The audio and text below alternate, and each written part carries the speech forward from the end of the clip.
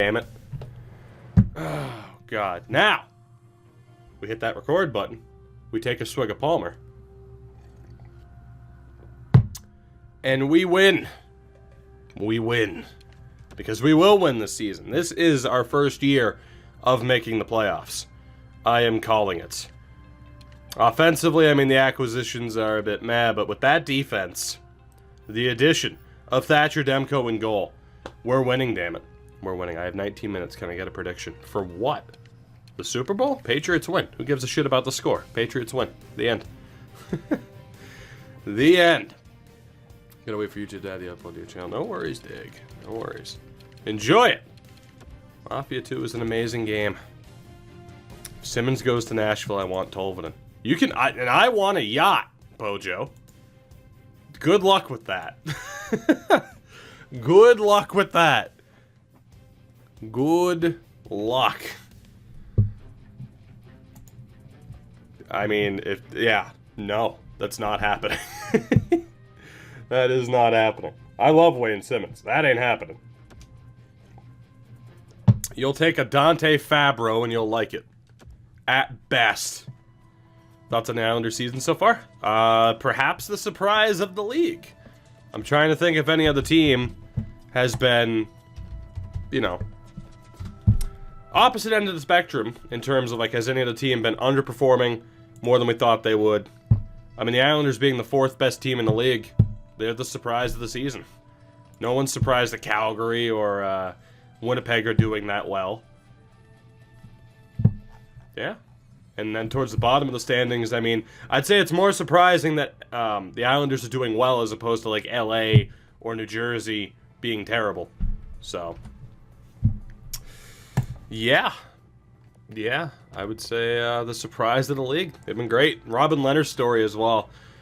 I think there have been enough stories in the NHL as of late, including the likes of Robin Lehner, you know, enough people where it's like, oh, I had, you know, anxiety issues, I had drug-related issues, that if, at this point, if someone ends up getting bought out like Patrick Berglund, and immediately people are like, oh my god, what a lazy piece of garbage, it's like, let's reserve judgment.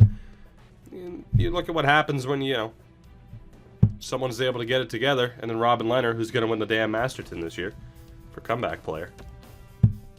It's a really good story for the Islanders. I hope they keep it up. I say this, though. Again, I don't despise the Leafs because of Steve Dangle. I hope the Islanders win the Cup this year. Or at the very least, they make it further than Toronto. Like, Toronto could beat Boston in the first round and then lose to the Islanders in the conference final. I'd love it. I'd love it. It would be amazing. It would be amazing. Oh, God. Do I think the Islanders will make a big move at the deadline? Let me check their draft pick situation. I'm not pointing out anything at all with this team because that's a jinx waiting to happen. Let me see the Islanders draft pick situation. I'm gonna say no. The Islanders have their first round pick, Calgary second, but they don't have their own second, third, or fourth round pick. So they don't have a ton to work with aside for just like, hey, we'll give you like 2 prospects for a really good player. So, if you're the Islanders, you probably want to keep it somewhat simple and straightforward. I, again, forgot to look at the team's starting lineups. I keep forgetting to do that. Damn it. We'll do it after the deadline. How about that? I think yet again we'll look at every team's lineup after the trade deadline. Although, no, wait, didn't we? I think we did at the end of the last stream and / episode. We looked at the lineups, I think. I can never remember. I gotta be honest. Completely isolating myself at a friend's house. Thank you for being online. It's all good. How much of a friend, though, are they? That's the real question. Kidding, what's going on? It has been a bit. Grey Dog as well. But yeah, as far as the Islanders making a big move, I don't know. Because, like, if you're... I mean, then again, Panarin got hurt tonight. I'm not saying I think the Islanders are going after Panarin, but for example, I think the Blue Jackets would want picks. Islanders don't have a ton to offer in picks aside from 1 first and 2 seconds. Have I been swept in the first round yet? Not yet, but it's on the way. It's on the way. Just you wait. Just you wait. Sergachev, get out there. Be on your phone watching the stream, but get out there, man. I believe in you. The Ducks got destroyed, and I'm so happy. Again, I'm not, like, I don't know. We're going to have to save the Ducks after this. I think we're going to have to, because holy shit. Holy hell. Are they just... I don't even know at this point. I don't even know. Let's just go pretty much straight up to the deadline. I don't know if we're going to make any trades ourselves, but let's go straight to the deadline. Imagine being social. Well, you know. Oh, God. Best owner in the league. For who? Who are we discussing? I feel like I missed something. I definitely missed something. Which is alright. I'd be a better coach than Carlisle. Read that as Matt Carl. I don't know why. Shout out to Matt Carl. Wouldn't be too difficult to be a better coach than Randy Carlisle at this point, though. I gotta be honest. Nashville sends a first and Jake Paquette to Philly for Simmons.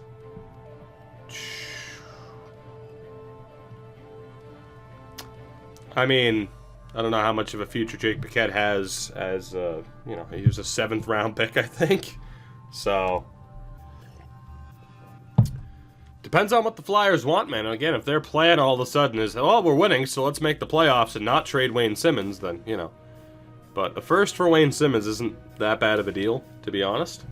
I mean, Simmons' value isn't exactly at its highest right now. It's not to say it's bad, but how has he done this season? Actually, in fairness, Simmons is having a better, is he having a better? I mean, last year, he almost had 30 goals. I know that. It's 23 points this year, 15 goals. I mean, especially, too, if there isn't a promise of him re-signing, a first-round pick isn't all that bad of a return. NYG, what's going on? Wildfire Boudreaux and the Ducks rehire Boudreaux. Oh, God. Careful with statements like that. I know Smoot, as a Ducks fan, said he'd rather have Boudreaux, but let's calm down here. Let's calm down here. Bring in Mike Keenan. Good old Iron Mike. Simmons for Lucic. I mean, with Lucic on retained salary and Edmonton also gives up a pick or two to make that happen, sure. Why not? Anything's possible. Anything's possible. God damn, you know what? I just realized. It's almost Sunday, damn it. Which means it's closer to Monday. Which is when a certain stream upgrade's supposed to be here. But it hasn't said that it's shipped yet because Amazon sucks. Damn you, Amazon. Are we going to hit 40 wins before the deadline? It's looking likely.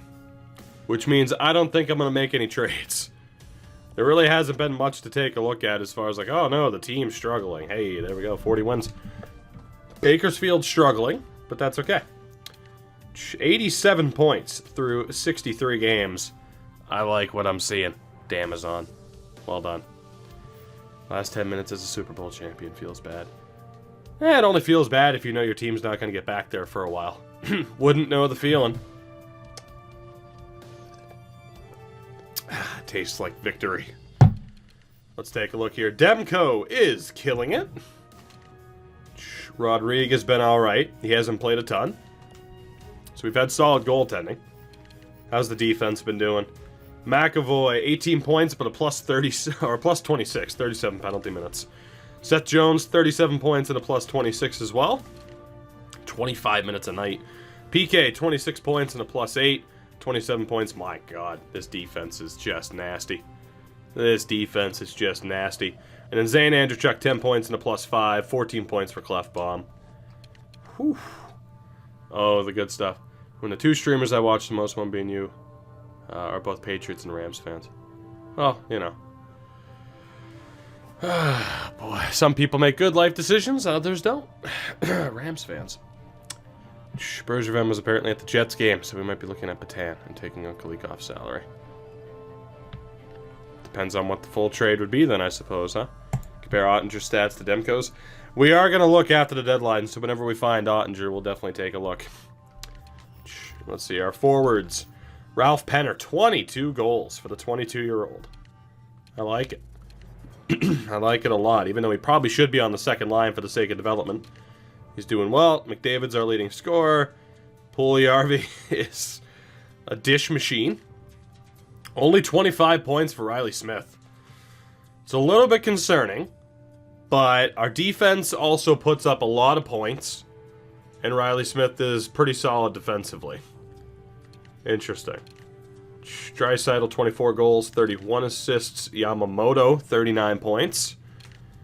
And let's see, the third line has been, never mind, not that quiet. Tynan doing pretty well. Dellandrea doing pretty well.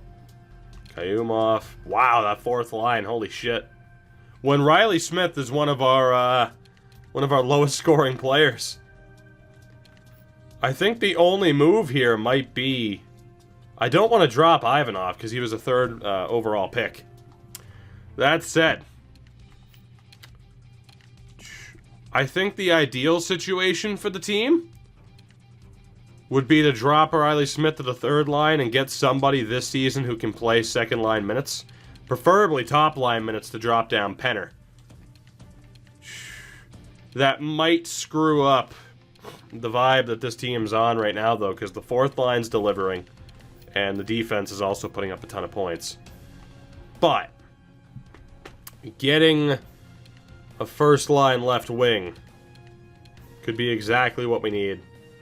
Or we move Draisaitl up and get a second line center. Let me take a look here. Do we want to mess with it? Smith plays 12 minutes a game. Still.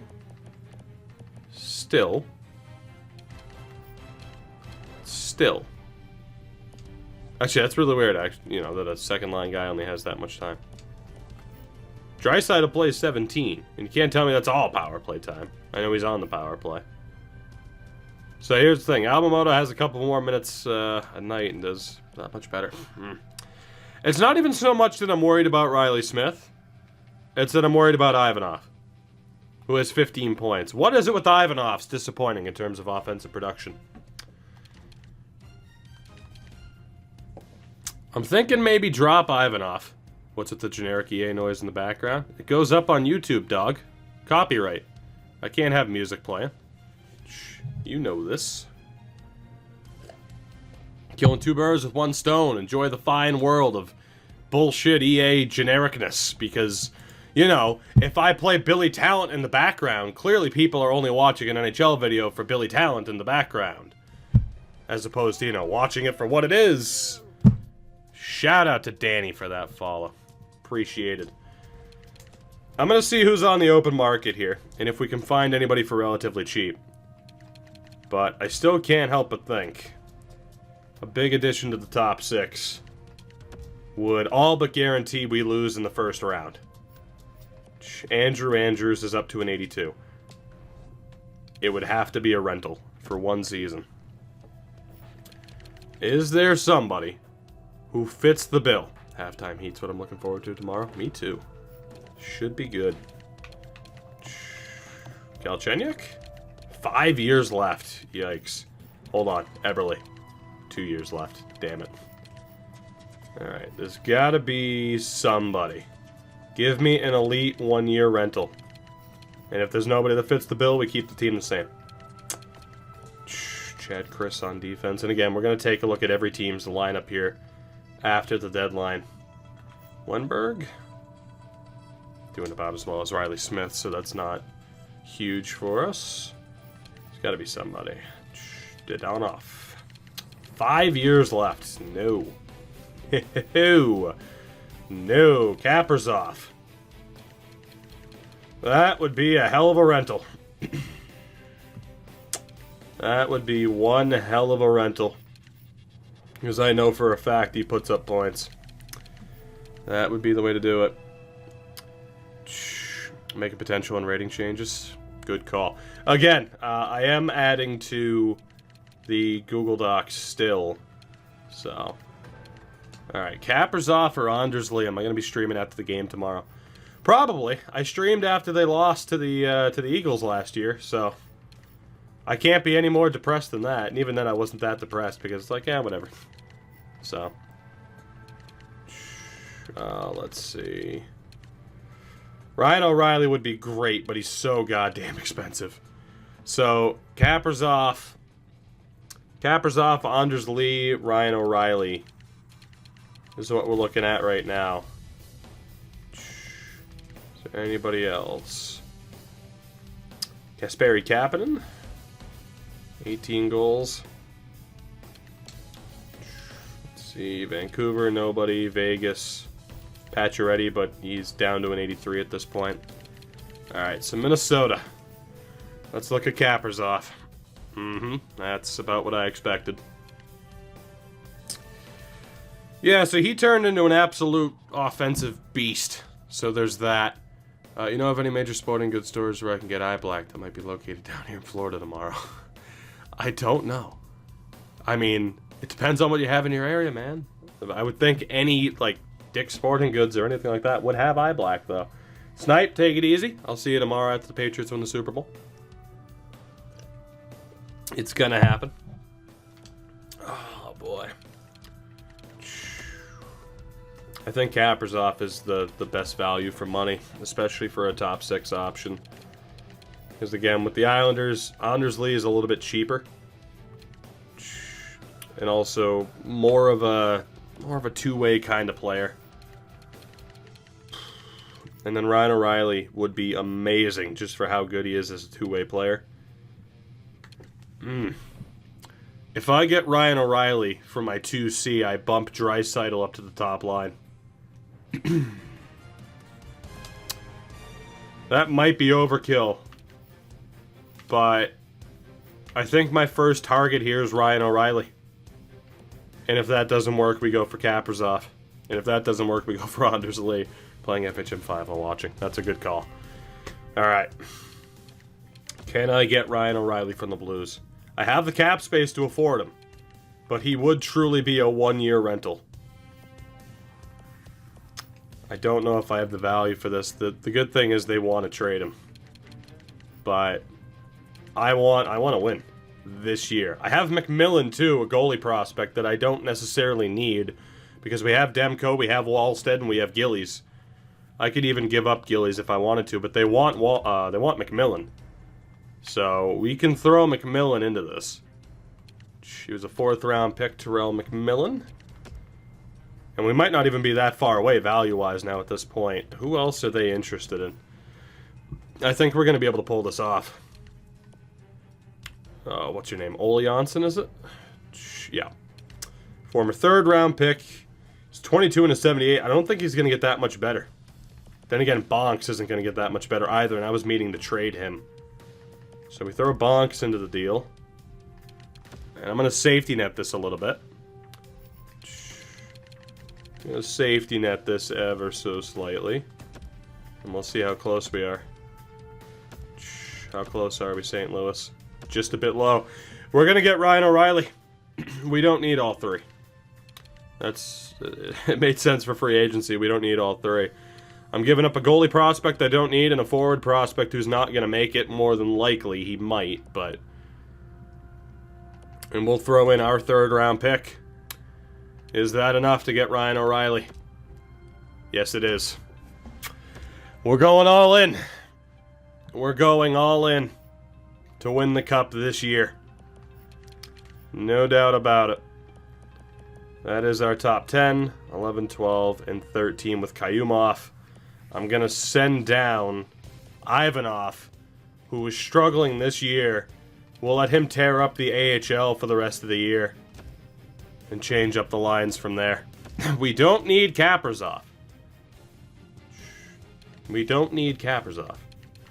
Ralph Penner's doing well enough. I could get Kaprizov, but we don't necessarily need to. There's no point. At least the change I made was to substitute a poor player, someone underperforming, for someone very good. As opposed to getting Kaprizov, which is like, well, you know, Riley Smith's been okay, but let's just go out and get this better guy anyway. I don't really know if we need to do that. Trade for Gretzky, right? Alright, so.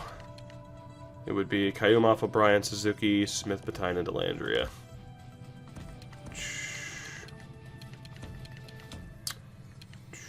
I think we'd bump Draisaitl up to that top line. That's some pretty good center depth. That's some pretty good center depth.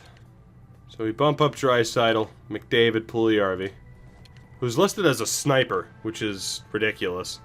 To be honest, I don't even know why he's been as good of a playmaker as he has been while listed as a sniper. Probably lends more credence to the statement that player types don't matter. So yeah, I mean, this team is just disgusting.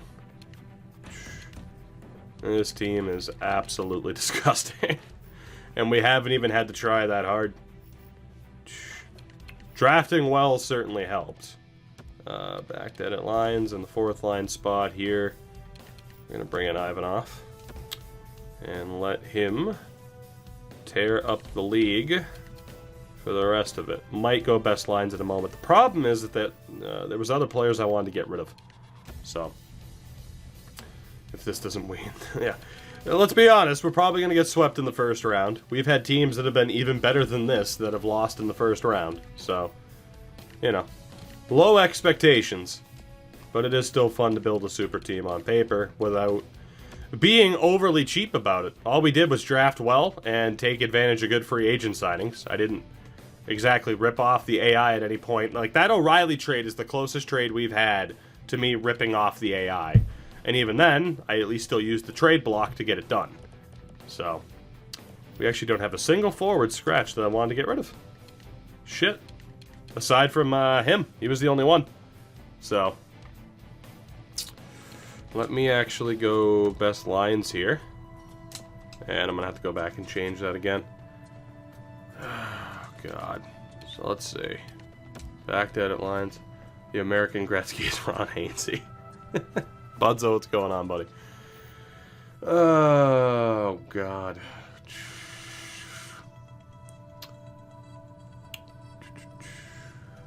EA bullshitter will screw this team, I can almost guarantee it. Oh, it's gonna happen. Don't worry. Oh, why did it go back? Oh, hold on. There we go. That's what I wanted. Get Yakupov. That would be the best option.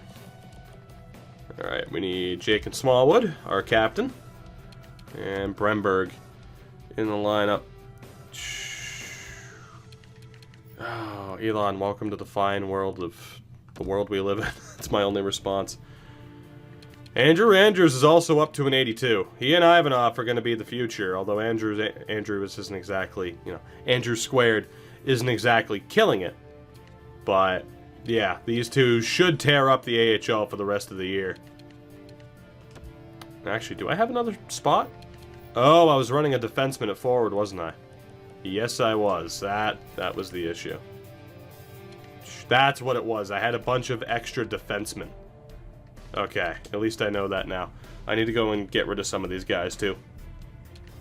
So, we got a little bit of maintenance to do here. Then we'll take a look at every other trade that's happened and what the other AI teams are looking like at this point. And who knows, maybe we'll explore the Kaprizov deal. Let's go for... Who was I wanting to get rid of? Ott, Fitzgerald. Because the AHL defense needs to be O'Mara, Sandin, Bouchard, Goulet, Kravchenko, and Skula. So it's these bottom four, actually, that I was looking to get rid of. All of whom fit the Anaheim trade block, but that's not exactly going to work out. Is there a team that has a lot of open roster spots? Not really.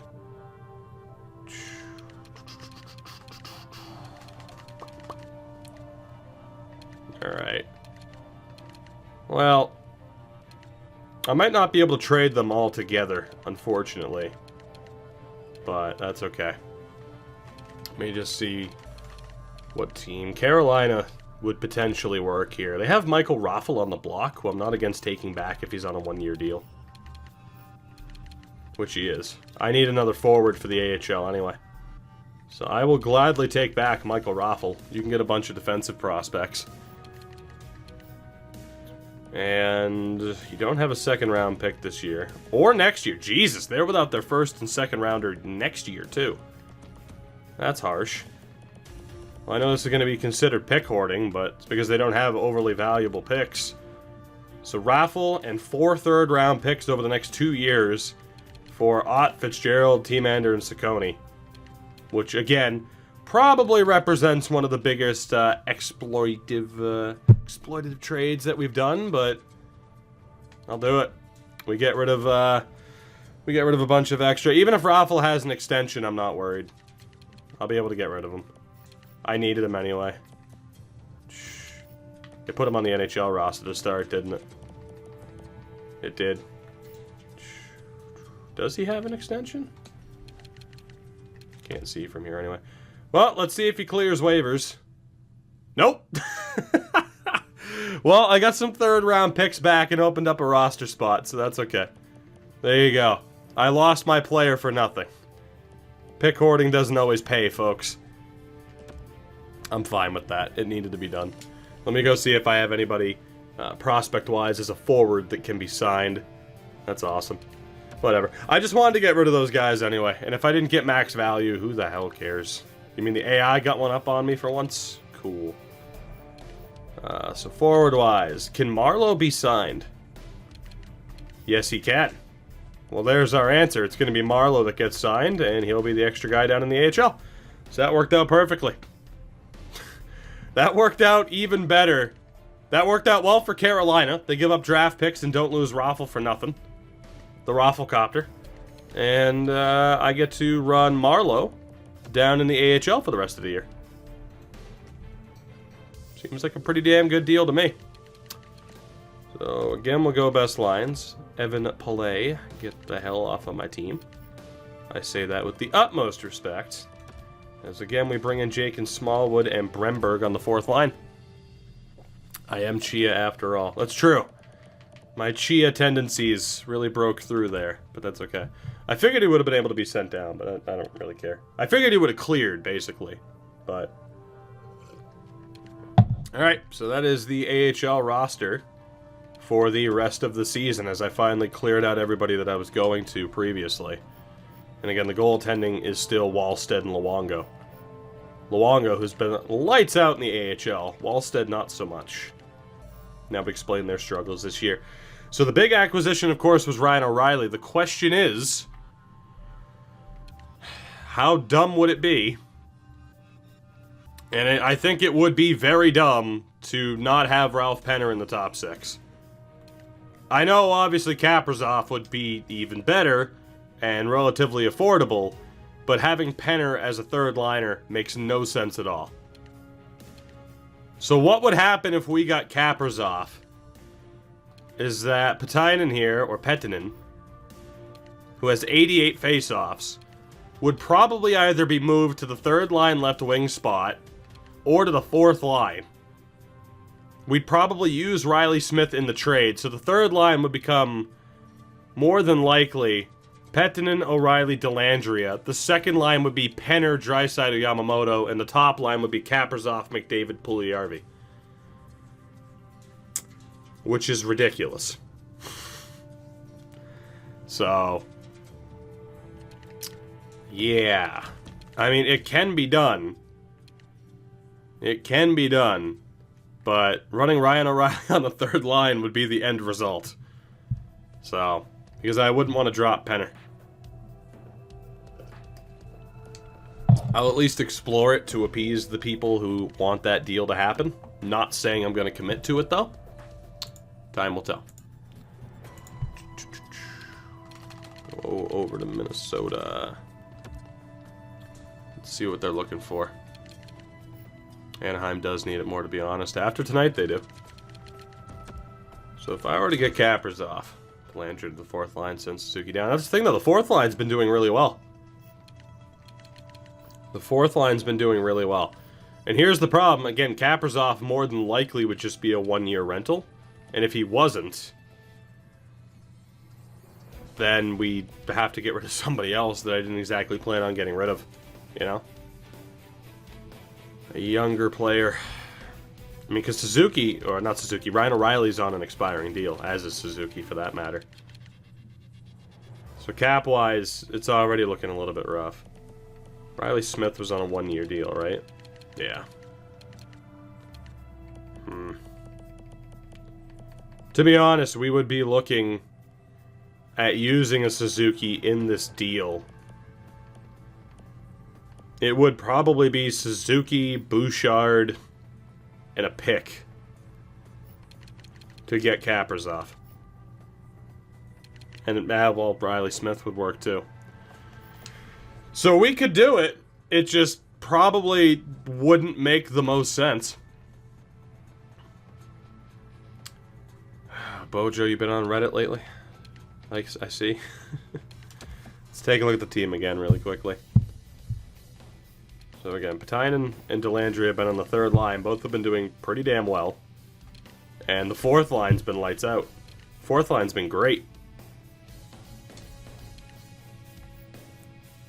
It would be using Riley Smith. It would be using Riley Smith to get that deal done. Oh, boy. It is your favorite website, Bojo, we all know. See, this is what happens, right? Like, I'm wanting to be conservative with this, and then people are like, oh, no, go overboard. Let's do it. Let's go overboard.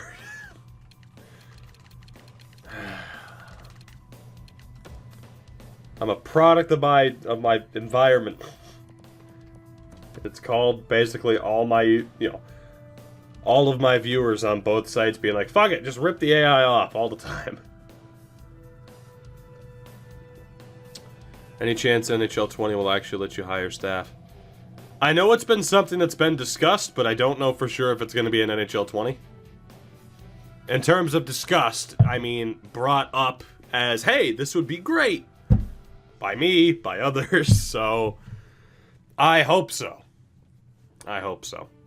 But I can't say with certainty. Fingers crossed, though, man. Fingers crossed.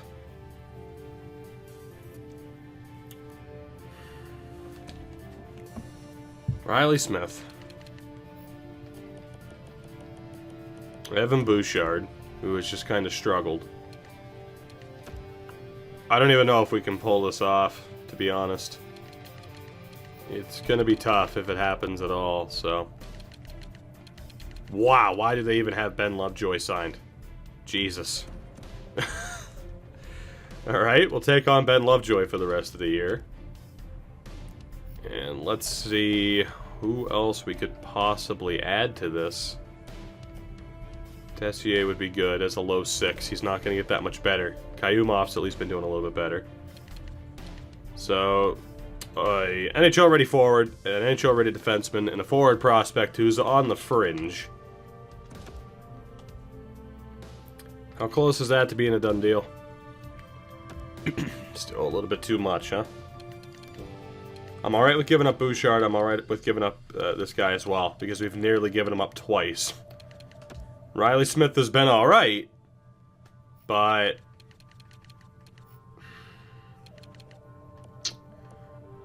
God, we have so many third-round picks now. What if we use Boston's? How close are we now? I can pull off a Kaprizov trade. What do you guys think? Should we? Make the most unrealistic trade ever. Some would say I already have. Favorite wrestler of all time? Bret Hart. Close second at this point, Okada.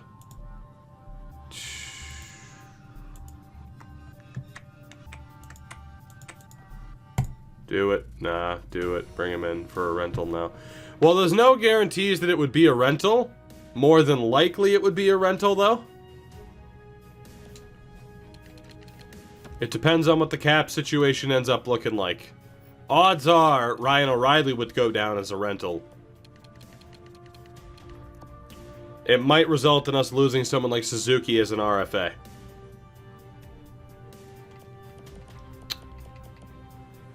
And there's more support for it. I don't even think we have to bring it to a poll. Alright. Why not? People wanted ridiculous. Let's get... In fairness, it's not even overly ridiculous. Now, if I manage to keep basically everybody, then it gets to be overly ridiculous. Riley Smith, Evan Bouchard, Alexandre Tessier. 2 third-round picks for Kaprizov, Lovejoy, and Russell. There we go. Kaprizov and Ryan O'Reilly have both been brought in at the deadline. And we still have our main 12 with Riley Smith being on the way out. So, indeed, all in. Let's see what this squad's going to look like now. Where I still think I want that third, or the fourth line to be Kayumov, O'Brien, Suzuki. The third line is probably going to be Petinen, or Petinen, I think it is. I think it's Petinen. O'Reilly and Delandria. Second line of Penner, Draisaitl, Yamamoto. Top line of Kaprizov, McDavid, Puljujarvi. I think that works. Because I don't necessarily want to drop Penner out of the top 6. He deserves to be there. And Petinen still should be on that third line. So, here's the issue. We might have gone from the, hey, your team's kind of fair and balanced. We here at EA appreciate that, to, you built a super team, you're going to lose in the first round. Probably going to happen. Probably what's going to happen. If we get past the first round, I'll be shocked. Flat out shocked if we get past the first round. Don't expect it to happen at all. And then these two, of course, will just be sitting there. They're not even going to play in the AHL, so... I don't think I'm going to mess with, I don't think I'm going to mess with player positions at all. Probably not even mess with player types. Wait, Draisaitl was on the power play, right? Yeah, it was. Penner, O'Reilly. So Yamamoto's the one not on the power play, but that's okay. I think we leave it as is. And as far as the AHL is concerned, we do need to get one forward back in there. And actually, we're missing a defenseman as well. Alright. I need to sign one forward and one defenseman off the free agent list before that option closes to bump up Bakersfield. So forward-wise, let's run with... I want it to be someone who's half decent, but I want to bring in a veteran. Dustin Brown, Zajac, Corey Perry. I'm going to go for Corey Perry. Why not? Why not? For Smoot. That way a Ducks fan can hopefully see Corey Perry be successful again before he retires. And obviously Johnny Boychuk. Obviously. Johnny Boychuk, welcome aboard. Gellen Smith. The greatest Smith. With that, our roster's set. Let's sim beyond deadline day. We're going to sim this first game here against the Blues as well. Perry and Boychuk have both signed. I guarantee we lose. We won 5-3. Cool. So to set up this roster, before we take a look at every other team in the league here to see what the squads are looking like at this point. Let's go best lines. Play. Perry is 77. He's older though, man. We're giving him a chance. He's at the end of his career. How old is he at this point? He's 37. That's not a bad sign. The fact that he's still a 77 is shocking at 37. There are other teams that are just hot garbage. Boychuk with Kravchenko. I like it. Good stuff. Oh, AJ. And people still hate Aaron Rome, so it's fine. It all measures out. Kirill Kaprizov and Connor McDavid, huh? So we're on 89 points with 18 games to go this season. Let's see what happened at the deadline. And we're going to take a look at how every other team shapes up at this point, how their prospects have developed, crazy signings, stuff like that. So, Derek Stepan to Montreal for Bobby Brink in a 5th. You have the Islanders getting Josh Morrissey for Justin Bailey, a 2nd and a 3rd. Buffalo gets Nazem Kadri from Columbus. I was going to say Carolina. It's Columbus for a 1st-round pick and goalie prospect Donovan Buskey. Let's see, the Devils get Philip Gustafson from Ottawa along with a prospect and a 1st for Damon Severson, a 4th and a 6th. Dallas gets Mackenzie Blackwood, Michael Ferland, and Zach Bogosian for a 1st, a 2nd, and a prospect. See, Vancouver gets Josh Anderson from LA and a 3rd for a 2nd and a prospect. Philly reacquires Wade Allison after letting him go, alongside Brett Lernout and a 3rd for a 1st, a 2nd, and 2 other pieces. Anaheim gets the Nuge and a 4th round pick for Talon Boyko, a 1st and a 2nd. So Nuge refused to re-sign with us and then gets traded to Anaheim. So that's good. Josh Bailey? Yeah, Josh Bailey. What? Islanders. Josh Bailey. Can we play ESHL together? I'm a beast. I don't believe you. And no. Ackerstrom, a 3rd and a 5th for Nikita Sherback. Will Butcher in a 3rd for a 1st, a 2nd, and a defensive prospect whose name I cannot pronounce. I'll be sure it's not Ben Bishop. Fair point. Calgary gets Chris Letang from Toronto, along with 2 third-round picks for Rasmus Anderson and a 3rd. So Letang and a 3rd for Rasmus Anderson. Oh, God. And Tyler Myers goes to Boston along with a 2nd and 2 other pieces for a goaltending prospect. Actually, that's the goalie prospect that we gave up in the McAvoy deal. So people are wheeling and dealing left and right. Let's see what's going on, though, around the league. You said Justin. Did I? I meant Josh. Hey, you know that guy on the Islanders named Bailey? You know, I know who you were thinking of, but I gotta point out that you said it wrong because, you know. Cool. You knew who I was talking about. Who gives a fuck? Sorry. I said Justin instead of Josh. How dare I? You don't know the difference between Justin Bailey, former Rochester American, a Buffalo Sabre who got traded to Philly recently, and he's a black guy, and Josh Bailey's a white guy who was confused for Ben Bishop in 2K10? I do know the difference, and I'm sorry, I misspoke. How dare I? Anaheim, Sprong, Nuge, and Kasha. Ricard Raquel, Sam Steele, Vinny Hinostroza, Comtois, and Jones. So they've done a decent job still of developing some of their guys. Kasha has been a beast for a few years. Sprong, Steele, Comtois, and Jones. They ended up signing Taylor Radish after we let him go. Raskin, Philip Deneau. I've done it every time. Anyway, Jared Spurgeon. Can we see the Jared Spurgeon? Jared Spurgeon. There we go. It's tradition. Anaheim defense is looking about the same. Still pretty good, though. Goalies Gibson and Malcolm Subban. Antoine, okay. At the very least, he's 24 years old now, but still, probably wouldn't have Antoine Miranda as a healthy scratch. Just an opinion. They have good depth, at least. Oh, Keller, Schmaltz, Eberle, Galchenyuk, Barrett Hayton. Hey, at least they don't have Barrett Hayton as a healthy scratch anymore. Merkley, Abner Dvorak, Fisher, Kraus, Delfan, Fashing. Defense is OEL and Joseph at an 84. Trickard and Yalmerson, Sherratt and Folan. Goalie of Aiden Hill and Stuart Skinner. Demers, Bobby Brink, and Talon Boyko as a healthy scratch, which again, probably not a good idea. What is going on with these headphones, dog? They're bugging me. They're bugging me. You ever have days where headphones just, like, I don't know, man. They don't agree with you? They just don't agree with you? Marchand, Kevin Hayes. See, it's gonna happen. Confirmed. EA spoiled it. Pasta, DeBrusk, Janmark, and Gallagher. Marchand and Gallagher teammates. I love it. Andrew got a Walmart, Ekholm, Solaric, Cizikas, and Iafalo. Ekholm was ours, wasn't he? He was not. Never mind. I was mistaken.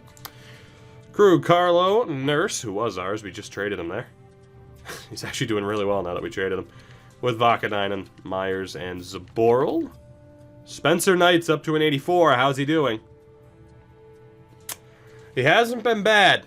Demko has better stats, but Spencer Knight hasn't been that bad. We might have just done the Bruins a gigantic favor. Pressure's on, Demko. Pressure's on. We need you to win. We need you to win. Buffalo, Nylander, Eichel's a 94. Reinhart, Palat, Wilson McCann, Connor Sherry, Hedon, Middlestat, Donskoy. It's a pretty good center depth. Kanye, Nemesnikov, and Okposo. 90 Darlene with 89 Zadorov. Risto, Larson, and Goulet. Getting goal. Luukkonen's a 91. Jesus. Jesus. Pearson and Dougherty, the healthy scratches. Alain McGalley and Martian on the wings would be a nightmare for opponents. I agree. Traded Demers to play top 4 for me, and I ended up keeping him for 5 seasons. I don't know if that's a fun fact. It's a fact. I don't know if it's very fun. Top line for Carolina is still ridiculous. Capocacco, Sebastian Aho, and Svechnikov. Sampula, Nakash, and Teravainen. Runestall, Fogel, McKinn, Tambellini, and Gauthier. It's not a bad team. Slave and Falk, Bean, and Alex Alexiev, who we should totally have on a line with Andrew Andrews. Goalers, Nedeljkovic, and Leonard. It's not bad. And of course, we just traded him Casey Fitzgerald, as if they don't have enough defensive depth, apparently. Panarin still in Columbus with Dubois, who's a 91. Good lord. Milano, Calle Johansson, and Bjorkstrand. Not too bad. Defense, Werenski. Quinn Hughes made it up to an 84. We tried to sign him in the offseason after Vancouver let him go. Like a bunch of idiots. He went there instead. Bobrovsky still in Columbus as well. I thought they were both going to Florida. What happened? Chuck Monahan, Jonathan Dahlin. Goodrow's still there. Emile Poirier ended up making the NHL, huh? Funny how that works out. And for Brody, Letang, Hamonic, Valiev, Pissick, Calgary is looking a little bit rough. Somehow Mike Smith hasn't regressed. He's an 86 at 40 years old. How he hasn't regressed, I do not understand. It's ridiculous. Chicago, DeBrincat, Strome, Kane. Kane's 34 at this point. Perlini, Taves. Yeah, Taves has dropped off a little bit sharper. Kajula, Simone Taival. And Cahoon. Reichel, Suzuki, Hayden. Defense is Chris Yoki-Harju, Boqvist, Mitchell, Bodan, and Tanev. No more Keith, no more Seabrook. Wooter Peters and Grubauer still the tandem. Sakura, Dahlstrom, and Forsling as the scratches. I wonder how that Chicago team's performing. Colorado still have McKinnon and Rantanen. Kaut, Jack Hughes is an 87 at 21 years old. 40 points on the year, though. Auberg, Joe's Comfer. Kind of drops off a bit for the Avs. Cale Makar, a 91. Has developed probably to the best of his abilities, because that is ridiculous. They got Gerard and Timmins. Petruzzelli and Varlamov, still the starter, huh? Petruzzelli's actually doing really well. Broussard, Zadorov, and Mellock. We got in Dallas, Ben Sagan, and Alex Newhook has replaced Radulov on the top line. I can kind of see why with the offensive stats. Still have Robertson, Tufte, Gurionov, Dzingel, a fourth liner in Dallas. Heiskanen's a 90. Honka, Klingberg, CC, Hetherington, and Haig. You know, Blackwood and Allmark in goal for the Stars. Not a terrible team. For the most part, the AI does a pretty solid job of keeping the teams well-rounded. And again, this Detroit team is nuts. Zadina and Larkin. Mantha's still there. Double A with Cole Perfetti and Dylan Genther, which is just stupid. Bertuzzi, Rasmussen, Nyquist, Svechnikov, Ross Colton, and Giovanni Smith, which is crazy. Orange is kept in the fridge, yes or no? Either way, but yes. Cholowski and Ronick. Guys at Colton, Gustafson, Lintuniemi. Goalies of Miller, and that's where Joe Wall finally signed. He was a free agent up until the start of the year. Joe Veleno, a healthy scratch. Unfortunate. At the very least, there haven't been as many examples of having high-end prospects just being healthy scratches, so that's good. It's because they've actually progressed a little bit further, and the AI is like, oh, maybe it's not a good idea to have these guys sitting here doing absolutely nothing. Go figure. Hubert Bakharov, Hoffman's still there. Trocheck, Dodonov, Borgstrom, and Tippett. It's not too bad. I mean, that team, I think this is the one team where they, you know, their 12 skaters, the 12 forwards at least, are all still from the original season, which is crazy. Like, all of these guys are actual Florida Panthers right now There are no new additions. It's just ridiculous. Benign and Ekblad, Yandel, Matheson, Schmidt, and Gudis. On 10 ball. Reimer still in Florida. Yikes. Yikes. Foligno hasn't progressed much. Do any of them have Tugnas? We have the total Tugnas team on Edmonton right now. Good old Aturati, whose name I'm not pronouncing right, but deal with it. Kempe and Niederreiter, Sternkovic, Carter, Kopitar. Kopitar down to second line right wing. Lardy, Anderson Dolan. You got on defense Muzzy Dowden, Jamie Drysdale, and Ian Cole. So Drysdale's made the roster for the first time, I believe. Quick and Ranta. In goal, Kapari is at... There you go. There's a good example, actually, of someone being scratched when they shouldn't be. Rasmus Kapari. Third line forward. You can't tell me that they wouldn't be playing, like, Anderson Dolan over them. Or, you know... Like, again, the AI should be dropping McCarron or Chason down to the fourth line. Anderson Dolan should be up on the third line, as should Kapari. There's no reason for that to not be the case. If the game is going to have a third liner, or if the game's going to switch a center to a winger, it should do the same thing with Velarde or Anderson Dolan like it did with Kopitar. The AI should be smart enough to realize, oh, we should be scratching Chason over Rasmus Kapari. And they're just not. So Kapari sits there and does nothing, which isn't great. So, you know. Minnesota, Janssen, Granlund, Riley Smith, after we dealt him there. Kuhn and Greenway.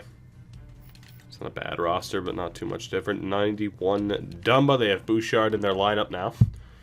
Looks good with the green, though. Looks good with the green. Kapari's a bust. He's been designated as a bust by them, apparently. Oh, God. God help us. Montreal. Kokaniemi at an 88. Pulled Colson at an 88. Domi. Hey, you're playing Anton Lundell this year. Good for you. Not having him as a healthy scratch either. Paling's there. Good old Dane Hogan. See, like right there, the AI was smart enough to... I mean, they acquired Stepan for a decent price and then put him on the fourth line, but at least they're playing him. Mete Juleson, Brooke, Romanoff, Connor Carrick. Price is still hanging in there. 35 years old. Alright, there's another good example. Cole Caulfield being a scratch. Eichenen's been a scratch on their roster for 2 years, 2 or 3 years since we traded them back. But both third and fourth liners. So if you're the AI, why are you going out and getting Derek Stepan? Who's played 5 games this year and has 3 points. So, I mean, in fairness, he's done well since they traded for him, but... I don't understand the AI's management there. I don't understand that management pattern. I don't. Like, you should be playing Caulfield. It's just, no, it's not. It's not good. Caulfield hasn't played at all, right? No, neither of them have. Especially with injuries off. So why would they have gone out to get Derek Stepan when they have third liners who they were already not playing? That doesn't make sense. At all. But, what do I know? I'm not a doctor. Who has Matt Savoy? I don't know if he's been drafted yet. If he was just drafted this past year, and I'm not entirely sure. So, let's see. Hischer's still there. John Quinville made it up to an 85. Damn. Aside from that, a couple of other Devils prospects still there. The defense, Delamont and Braberg. Still got Steve Bukaboom. Very prospect-heavy defense. Gustafson and Condon. They just acquired Gustafson. Hunter Jones. Okay.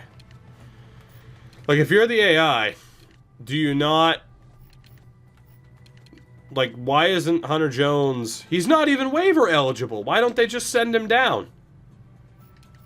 That doesn't make any sense. Just send him down. Doesn't make any sense. Why wouldn't they just send him down? Condon's not doing that well. It's either send Condon down, trade him, Or just send down Jones. Hold on, we'll get back to New Jersey in a second. I mean, I continually find examples of this, but the more examples, the merrier.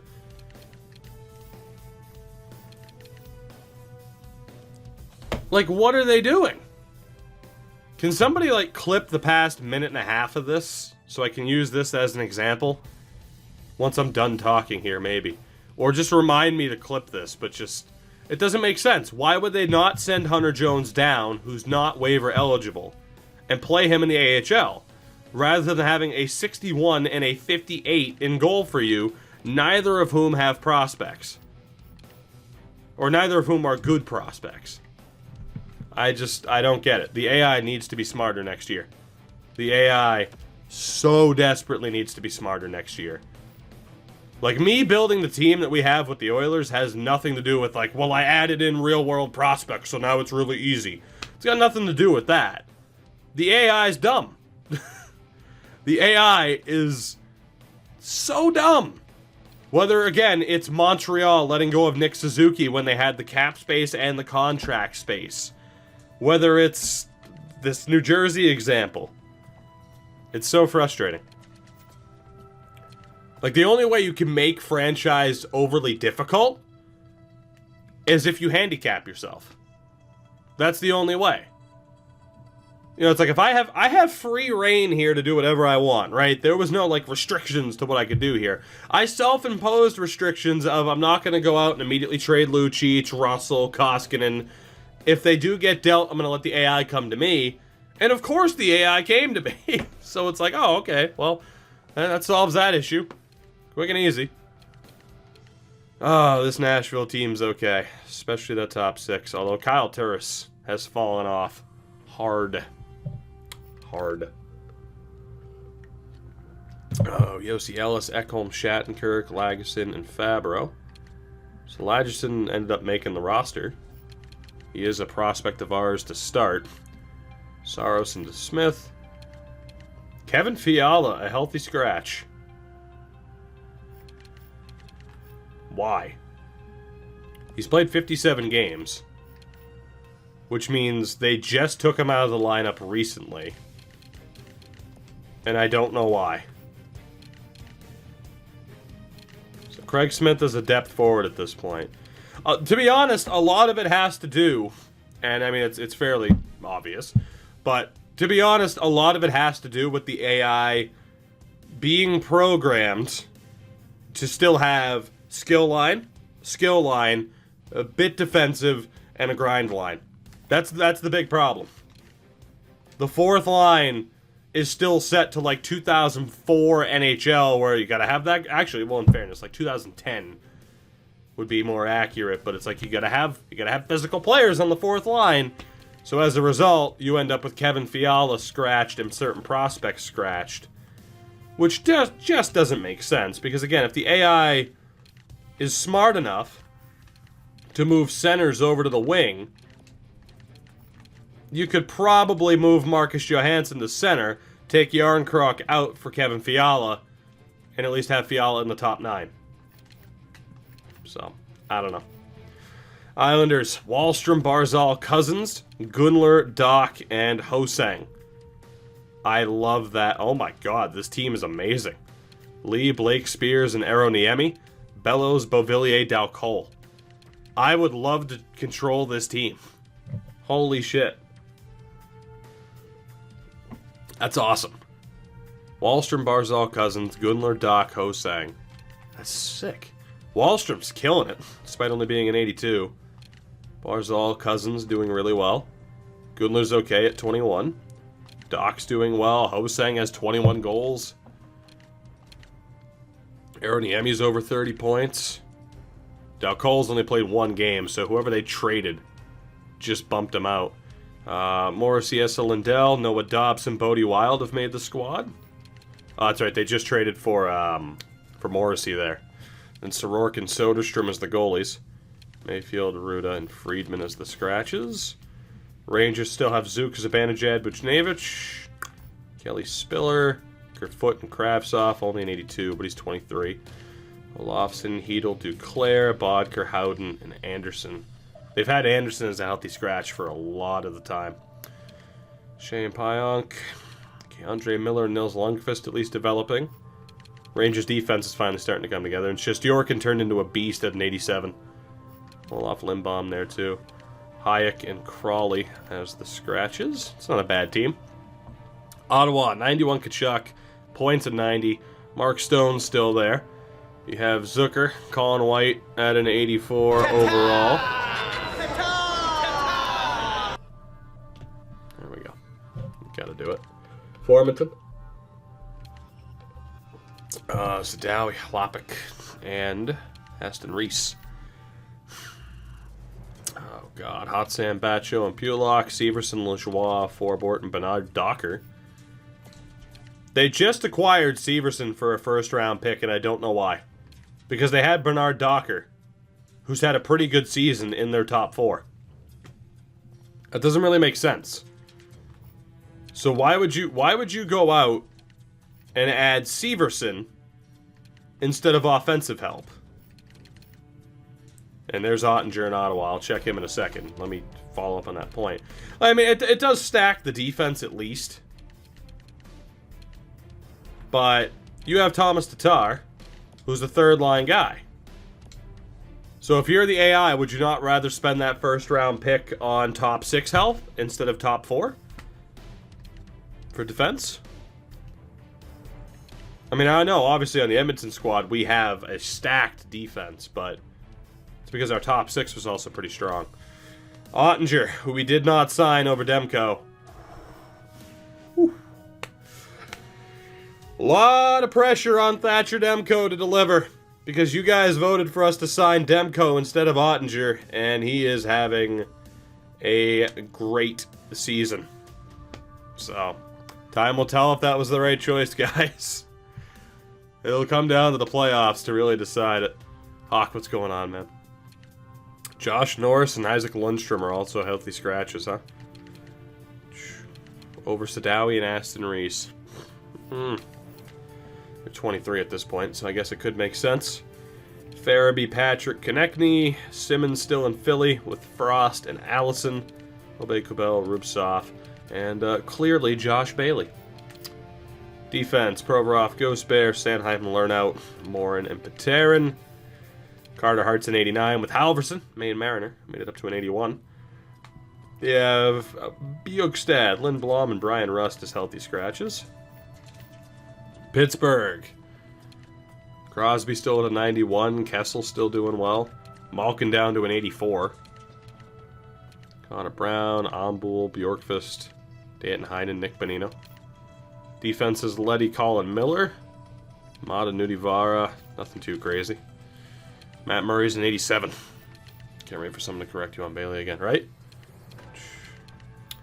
Oh, boy. San Jose.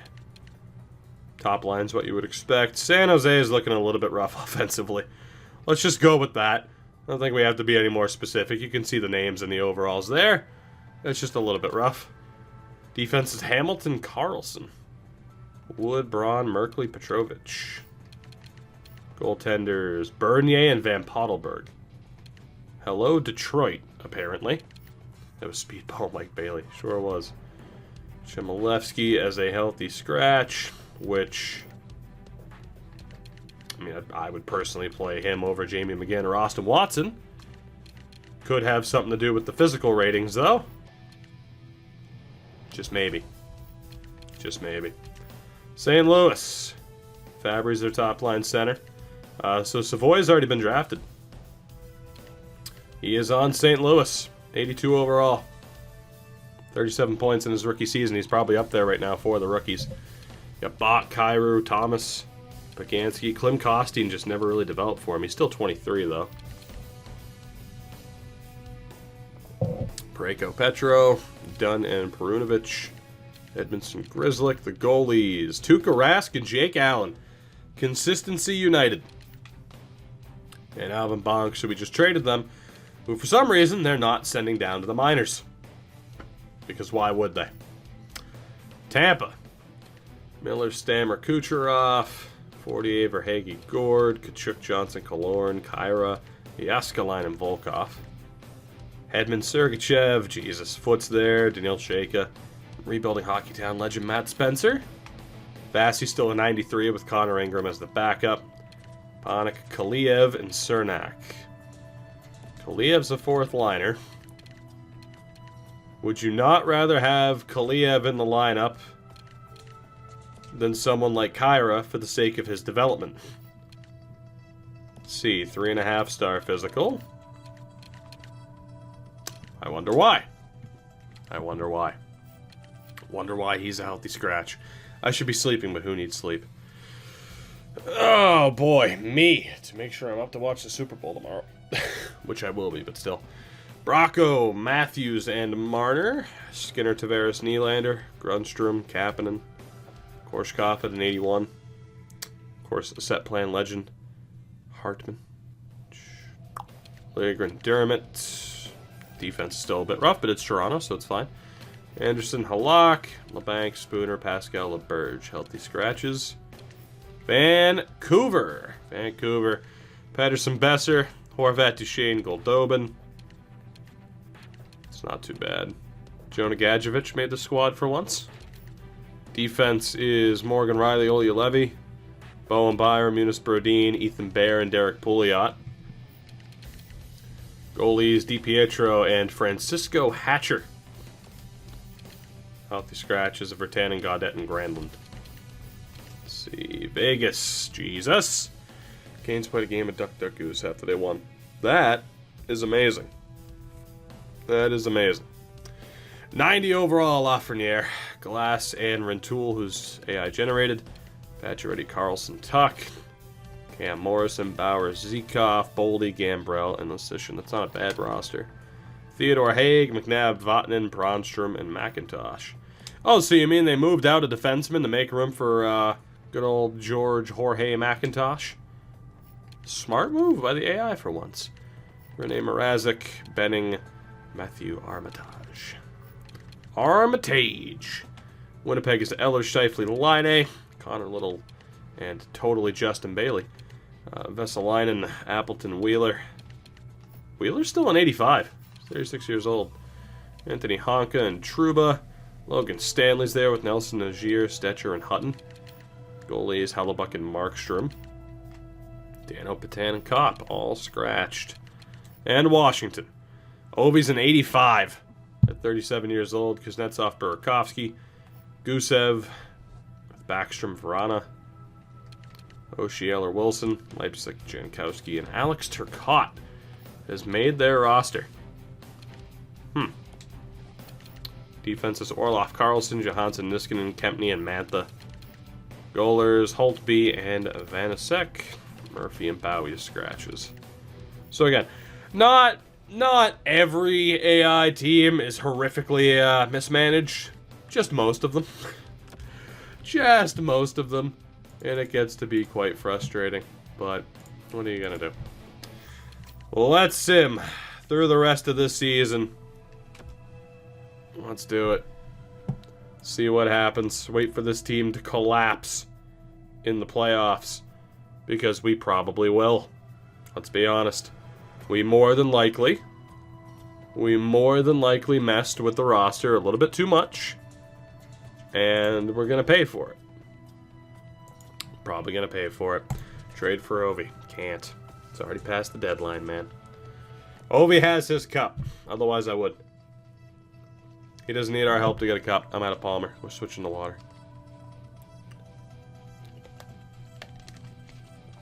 Ruining one prospect's career. One at a time. Pretty much. Can we hit 50 wins here before the end of the month? No, we cannot. We can hit 49, and we did. This will be 50 if we beat Winnipeg. We did not. 3 games left to hit 50. Come on, boys. Hit 50. No! Last day of the season to hit 50, and we do. Thank God. 50, 22, and 10. Your Edmonton Oilers make the playoffs for the first time since we've started this rebuild. Bakersfield probably will not make it. But we are back in the playoffs and instant contenders for obvious reasons. Let's take a look around the league, shall we? So we won the conference, which is great. Vancouver, San Jose, Vegas, and team will be playing in the first round. The Anaheim Ducks all made it out of the Pacific. The Central was Dallas, Colorado, and Minnesota, who still made it despite losing Kaprizov. The Atlantic is Boston, Detroit, Tampa, Ottawa, Montreal. The Metro, Philly, Pittsburgh, and New York. So there you go. Top team in the league. The President's Trophy is ours by 7 points over the Bruins. Worst team in the league, the New Jersey Devils. Toronto, despite still having Matthews, Nylander, Tavares, Freddie Anderson. They're the second worst team in the league. You can hear Steve Dangle screaming from here at the thought. Columbus, St. Louis, and Winnipeg. Wow, so Winnipeg sucked too. Yikes. I guess somebody had to be the worst team in the league, but I didn't think that's who it would have been. See, goals for... We had the second best offense behind the Canucks. Goals against, the fewest. Well done, Demko. Power play at 24.8%, which was the second highest in the league. Our penalty kill at 80.6%, which was mid-table. So we might have to look at the penalty kill here as we head into the playoffs. Vengeance. Appreciate the follow. I like Toronto losing. It's good fun. Yeah, it's all right, ain't it? McDavid with a, a relatively... I can't find the nice clip. Nice. It's here somewhere. There we go. A relatively nice point total for one Connor McDavid. Ryan O'Reilly, our trade deadline acquisition, finished second with 68 points. Kaprizov with 66. So 2 decent deadline additions. Draisaitl did well. Puljujarvi, Seth Jones killed it. Penner broke 50. Yamamoto and O'Brien there at the bottom. Pettinen, Dellandrea, Barry. Not bad in here. I actually just want to look at forwards. So the lowest point total was 25 for Suzuki, which is amazing. Hawk. Kaká. That is beautiful. And if there's any way to celebrate a 2-month resub, it's with blueberries in the chat in this.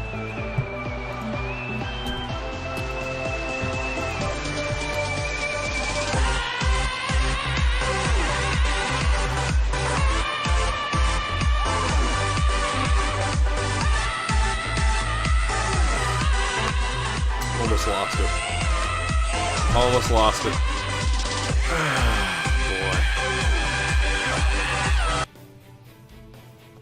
That was worth it. I don't care what anybody says.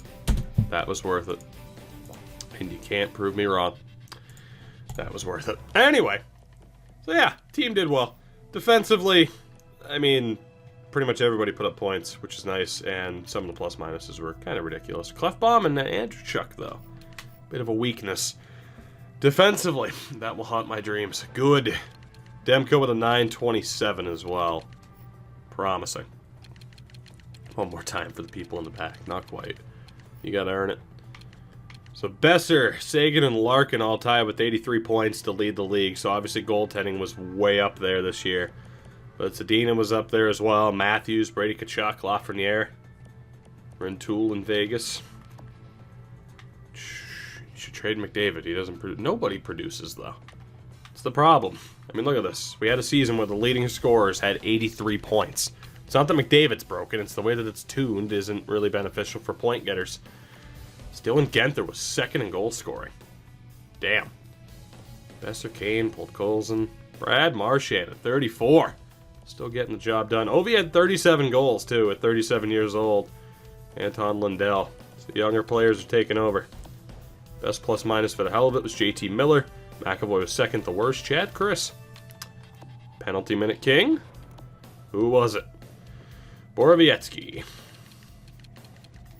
Let's take a look at goaltending. At goaltenders. So DiPietro led the league in wins. Best save percentages amongst starters. Thatcher Demko had the best save percentage, or at least was tied with Carter Hart for the best save percentage in the league. Not bad. Matter of fact, I think Thatcher Demko just won himself a Vezina this season. So that's very promising.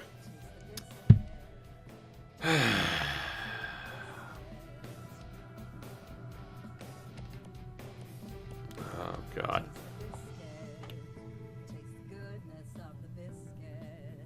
Get ready to hear that 3 more times. Demko and Hart. Beautiful stuff. Go, go, drunk me. Ready? It's appreciated. And I'm definitely going to have to find something. I have that something. I think. One more time. There it is. By the way, where's the supportive emote spam? You guys are dropping the ball. Let's get it going. What the hell is this? Step it up. Let's go. Chop, chop. I demand more. I demand more emote spam. You think you can just sit there and not do anything after someone gifts 5 subs and I'm not going to call you out for it? Step your game up. Let's go. Step it up. Not just the same 1 or 2 people. Step it up. I'll sit here on strike. You'll just have the lovely music provided to you by EA Sports so that I don't get copywritten. Let's go. That's better. Jesus. Imagine dropping the ball. I demand more. And again, not just from the same people. I want people to wake up. Wake up. Let's go. I demand more. Don't have Scott Steiner yell at you. Because he will. Step it up. Step it up.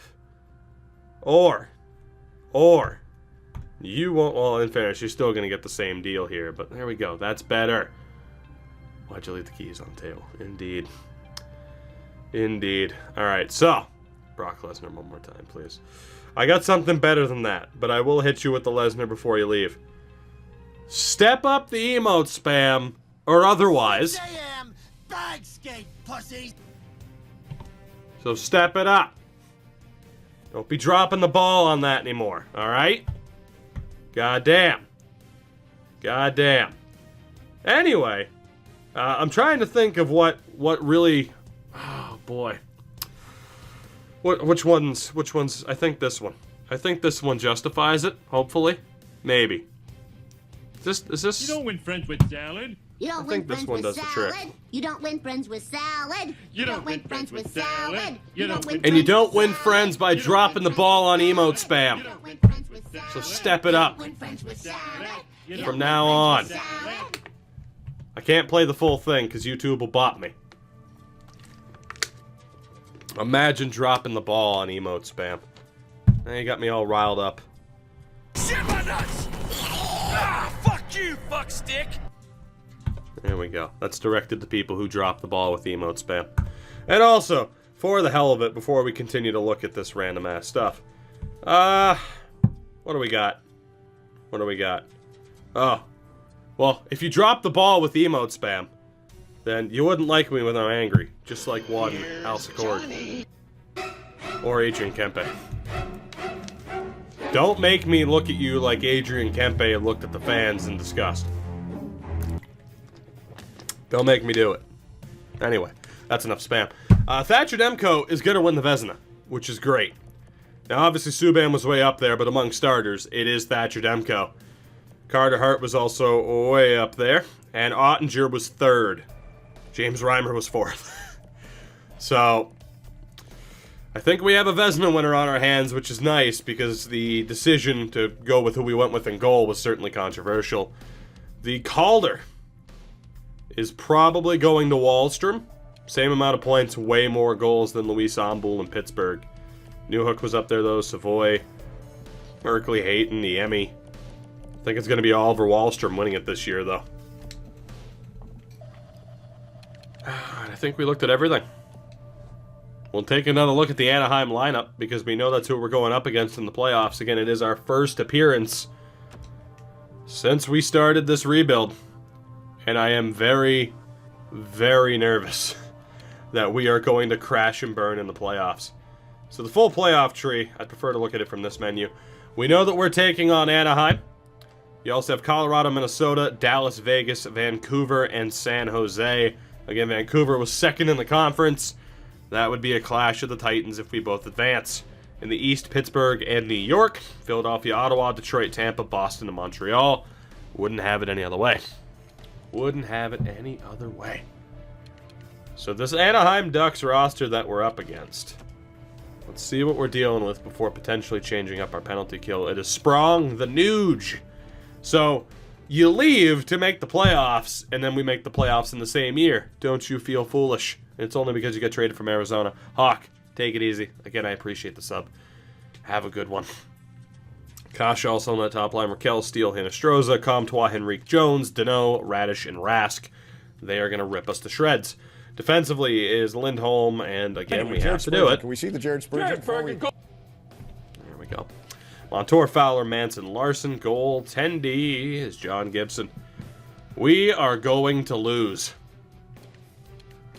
Unless Randy Carlisle's still their coach. We might have a chance. But we're probably going to lose. More than likely.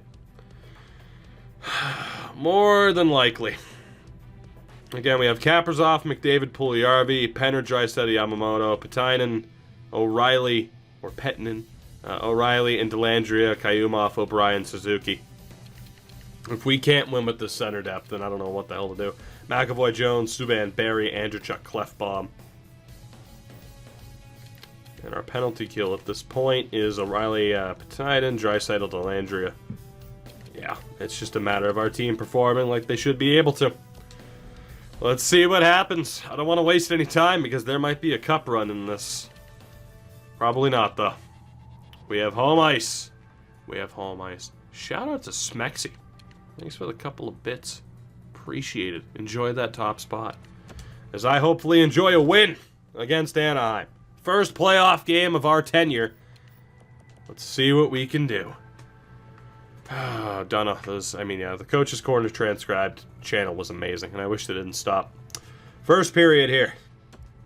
Not bad. Comtois gets the opening goal. That's a lot of orange.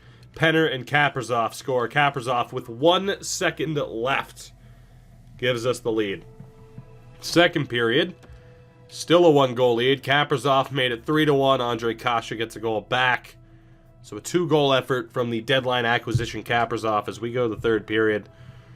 I think, yeah, we'll go slow sim in the third period. That's fine. Jay O'Brien makes it 4. Promising. McDavid versus the dump and chase. Indeed. Power play chance here to really kill it off.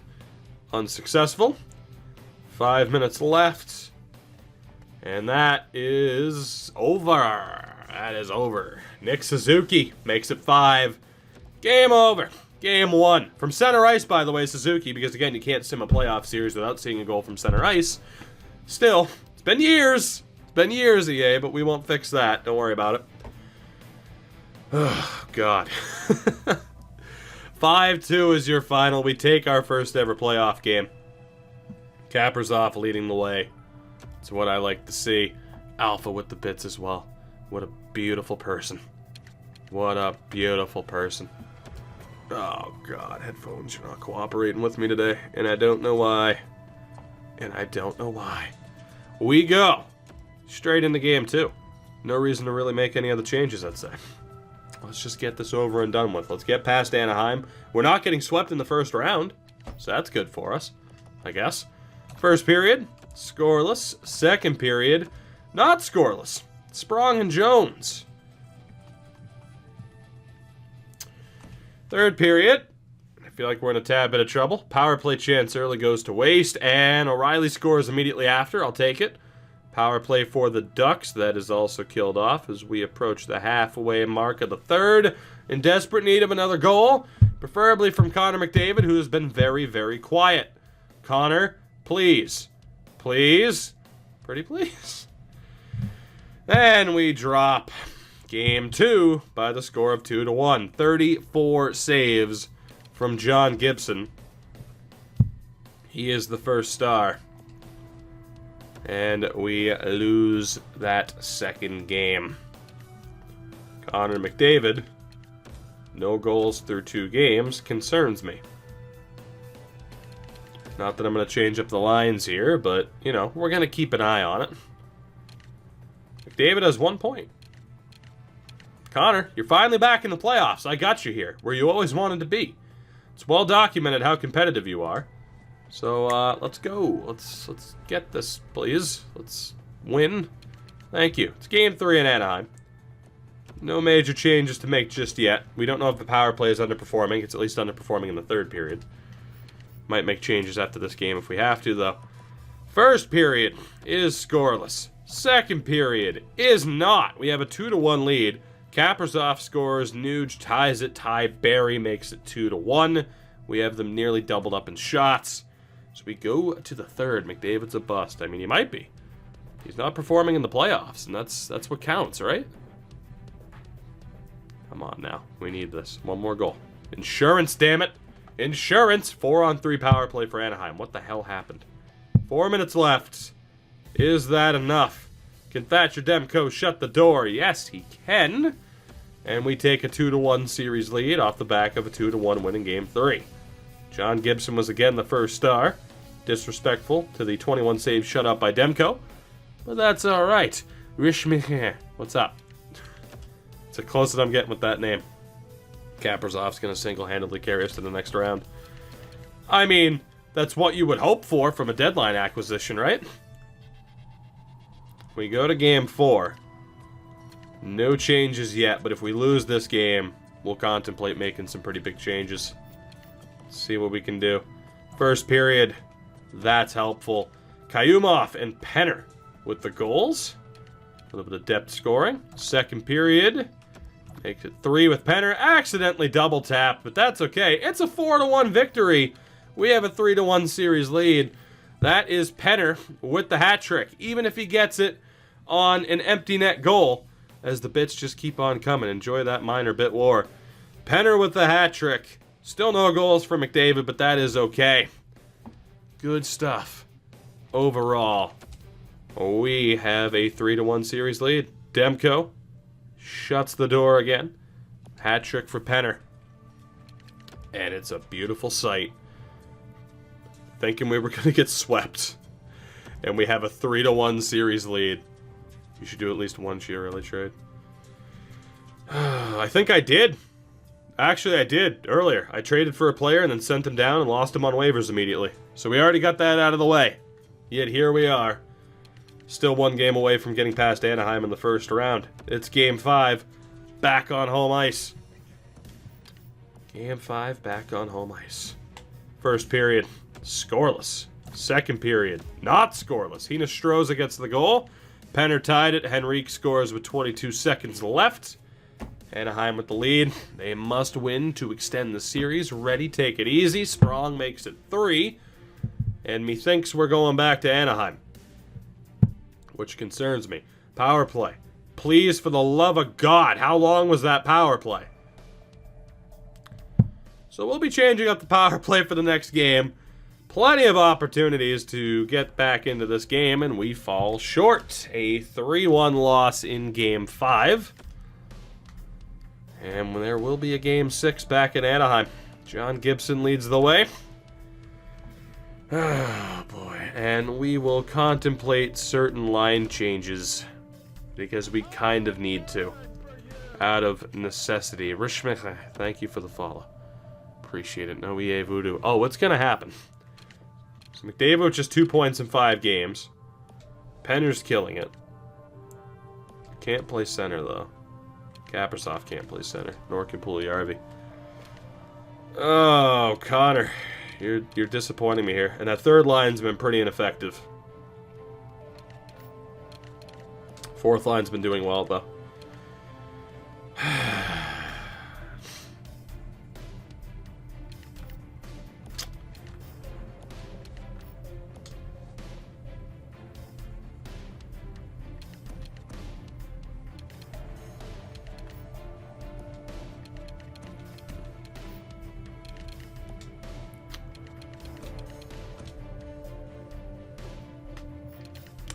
That might be the answer. I don't know. It might be. Could be. Possibly be. Defensively, McAvoy and Jones were our 2 leading point getters, but they're not. Then again, all 4 defensemen could put up points. Screw it. Let's try it. Ryan O'Reilly, top line center. We have the center depth for it. Game 6. Will Connor McDavid respond? That's the real question. We need him to. Desperately. First period is scoreless. Second period is not scoreless. Goal apiece. Sprong and O'Reilly. We finally get a goal from our top line center. But we are tied at the end of 40 minutes. To the third period we go. Will there be a Game 7 back in Edmonton? Daniel Sprong scores again. And we might be waiting for a Game 7. Kaprizov gets a goal. He wakes back up after a strong start to the series. Jones restores the lead for Anaheim. It's not looking too good, man. It's not looking too good. 2 minutes left. Is there an overtime to be had? There is not.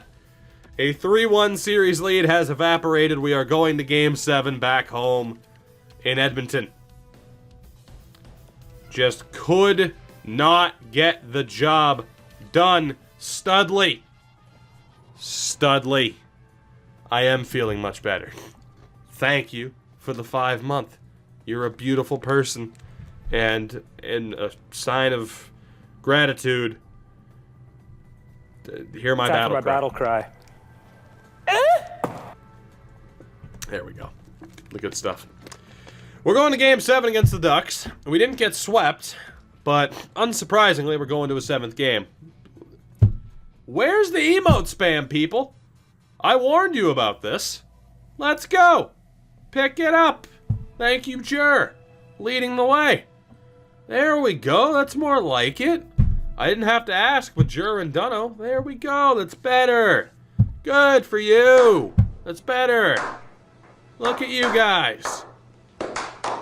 You're like a real community. You know. Jesus. Step it up. Come on, man. Holy hell. I thought I liked you guys better than this. Apparently not. You're disappointing me. Come on, man. What happened to being able to be like, oh, I got a strong supportive community on Twitch? Do I? I don't know if I do. I don't know if I do. I'm pretty disappointed. I'm not disappointed by Edmonton. I expect them to fail. I'm disappointed by you.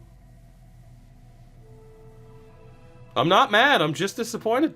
That's right. I'll hit you with that line. Hurts, doesn't it? Hurts, doesn't it? It should. Oh, but will it hurt as much as this team collapsing in 7 games? That's the real question. I need to check our power play efficiency. Smexy again, thank you for those extra bits. Don't think I missed it. I didn't. Then again, 3 out of the 4 matches in the conference or in the first round in the Western Conference are going to a 7th game. So we're not alone in this current state, but still, we could be doing better. Our power play is at 6 point. We have 1 power play goal in 16 tries.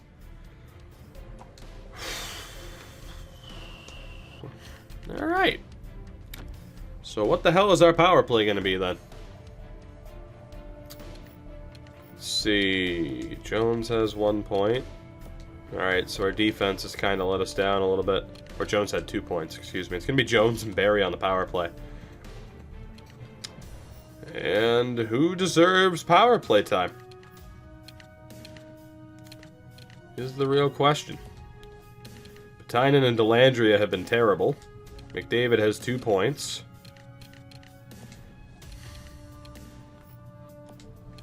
I don't want to send Connor down to the 4th line, but I mean, come on, buddy.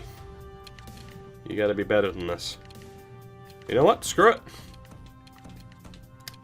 4th liner, Connor McDavid.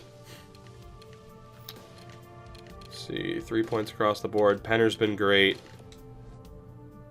Again, Penner, though, can't play center. That's the issue. So Penner has 6 points, 5 points, 5 points.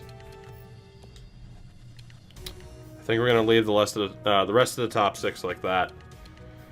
And that 4th line really shows who's been underperforming.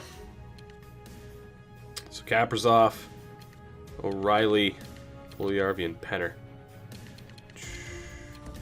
Kaprizov, O'Reilly, Puljujärvi, and Penner. Second unit is going to be Draisaitl, Yamamoto.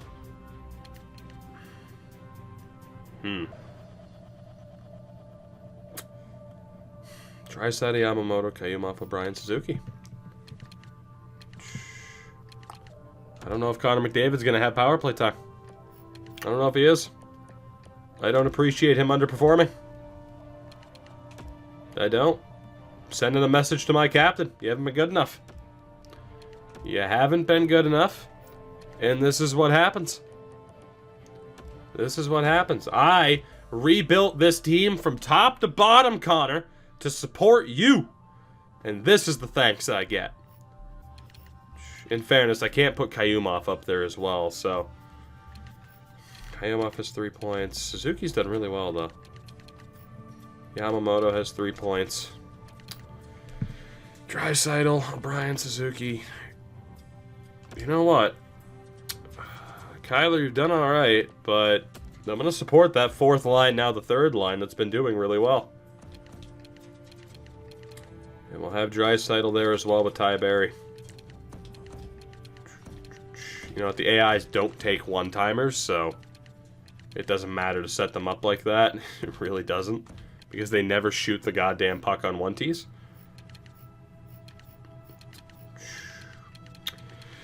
Alright. Not the lineup I thought I was going to go with for Game 7. I was going to say not the lineup I thought I was going to go with after Game 4, where we were up 3-1. And then I was going to say, not the lineup I thought we were going to go with for Game 7. You get the point. Game 7 against Anaheim. And we desperately need a win. So that's great. We have home ice advantage at the very least. First period. Goal apiece, Jay O'Brien and Andre Kasha. Second period is scoreless, because of course it is. Pretty much even in shots, even on the board. Third period, power play immediately disappears. It must have been a carryover. Not like this, please. Power play for the Ducks. 5-on-3 for 17 years is killed off. Power play for Edmonton. Jay O'Brien scores again. Good Lord. There's 1:37 left. If we're going to choke this, I'm going to watch this happen. If we're going to blow this, we're going to watch it happen. Get ready for there to be 17,000 penalties. To just make this last even longer. But damn it. If they're going to choke this away, it needs to be a moment, damn it, because we need to be able to celebrate this. Just position lock as the coach. No, I want the coach that I can't control how good he is to potentially botch this. I want it. And no, I'm not turning on True Broadcast. Don't ask me to. You can, and I'll just laugh at your face. Oh, I'm going to ask anyway, so you laugh at my face. No, I'm just going to think less of you. Oh, God. Puljujärvi for Kaprizov. Let it in, Gibson. Gibson! Even before Leafs collapse. It might happen. I mean, there's 1:25 left. Don't doubt our ability to absolutely choke this away. It's Kaprizov, O'Reilly, and Puljujärvi out there. O'Reilly wins the draw. Damn right. Jones for Puljujärvi. Kaprizov, yes he. Kaprizov again. Wasting time. I like it. I like it. Look at the movement. Kaprizov goes flying. He draws the call. That's how it... Jared Spurgeon, you blew it. Jared Spurgeon. Can we see the Jared Spurgeon? You blew it. Look at that flop. Look at that flop. What a guy. What a player. What a guy. Oh, okay. I just leave it for my guy. That's good. Philip Deneau. Be dumb enough to dump it. He's not going to. 1 minute left.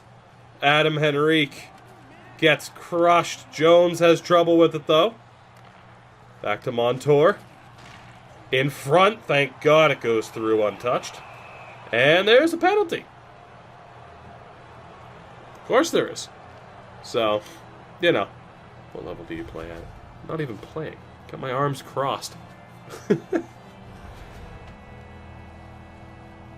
But I play on Superstar when I play and have 17 times more time on attack and lose because the AI took 2 shots. It's Puljujärvi and Draisaitl against Kasha and the Nuge. The Ducks get possession, and there's another penalty because, my God, the AI in this game is atrocious. And I swear whoever tests this just doesn't watch the AI actually play, because that's the first sign as to whether or not the game's probably going to be good, is if you can watch the AI play and be somewhat entertained, as opposed to there being 17,000 penalties within 10 seconds. Draisaitl to the box. Will we choke this away? It is a 4, now actually a 5-on-3 for the Ducks. PK clears it. Thank God. 32 seconds left. Up by a goal. Ryan Nugent-Hopkins to Kasha. Over the line. Steps back, finds the Nuge, it gets broken up. Lindholm, another penalty. I'm sorry. I can't even sit here and be like, I'm going to half commentate over this. Jesus Christ, EA. Come on. This is so dumb. PK in the box as well. It's just Ryan O'Reilly. Still a 5-on-3 for 18 seconds. O'Reilly wins the draw and clears. 12 seconds left. Puck all the way up to Kasha. Finds Henrique. Adam Henrique stopped by Demko. Kasha can't tuck it, and with 2.5 to go, Demko freezes the puck. Henrique is losing his fucking mind.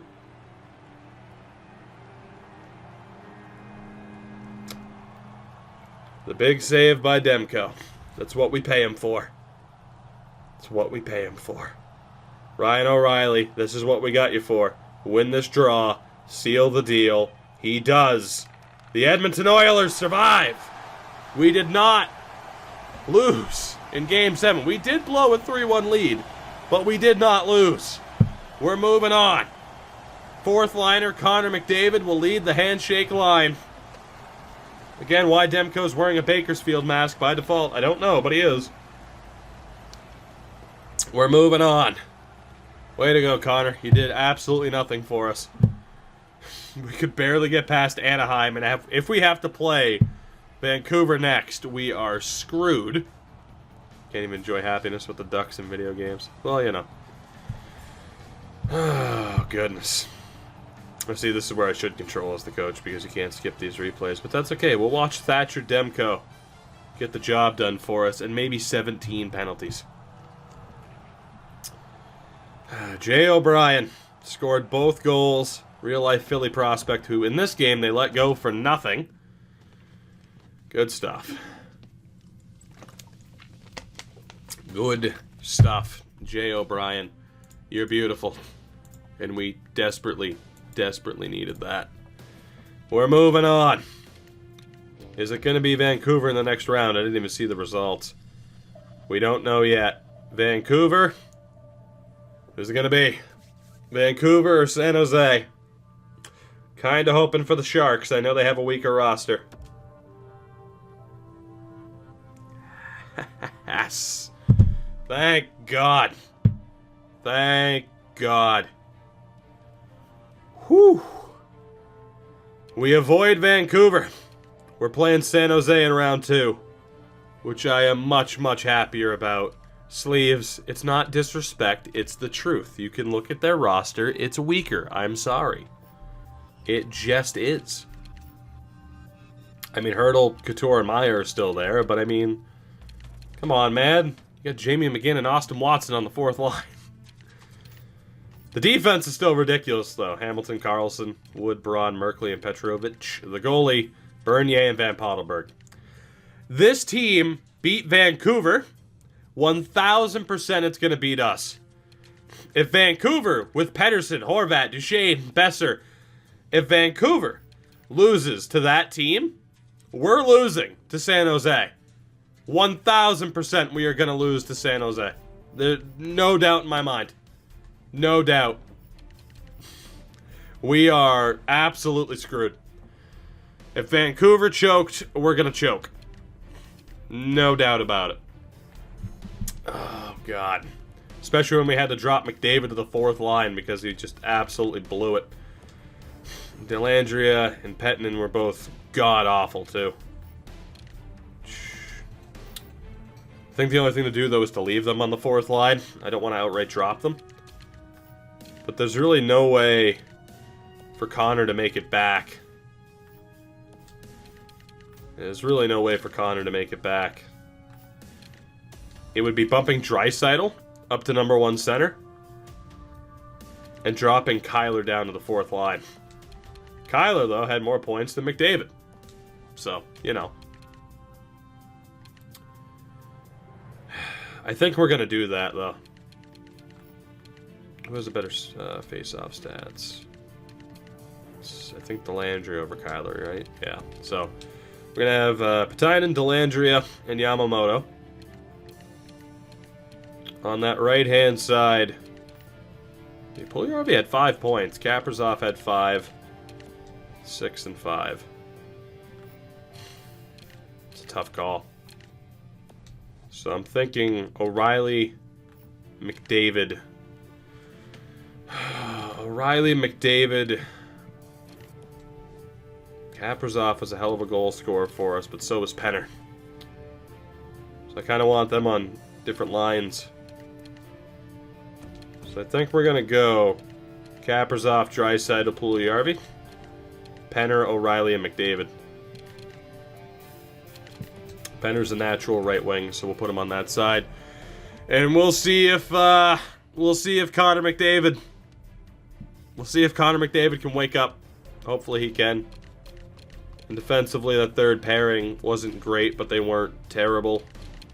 The defense needs to start producing more. They were really good in the regular season. Not so much here. Those are going to be the lines that we roll with heading into the second round against the Sharks, where, again, I fully expect us to lose. I expected us to lose to Anaheim, and we almost did. The other matchup, by the way, is Dallas, Colorado. In the East, it's Pittsburgh, Ottawa, Boston, Tampa. So 3 Atlantic teams are into the second round. Let's do this. No time to waste. Let's play the Sharks, the Shacks. And we'll see what happens to us. Oh, we're going to lose. 1,000% we're going to lose. First period of game 1 is scoreless. Second period is not. Zach Hyman has the only goal of the game thus far. So I'm going to try to fight off the sneeze.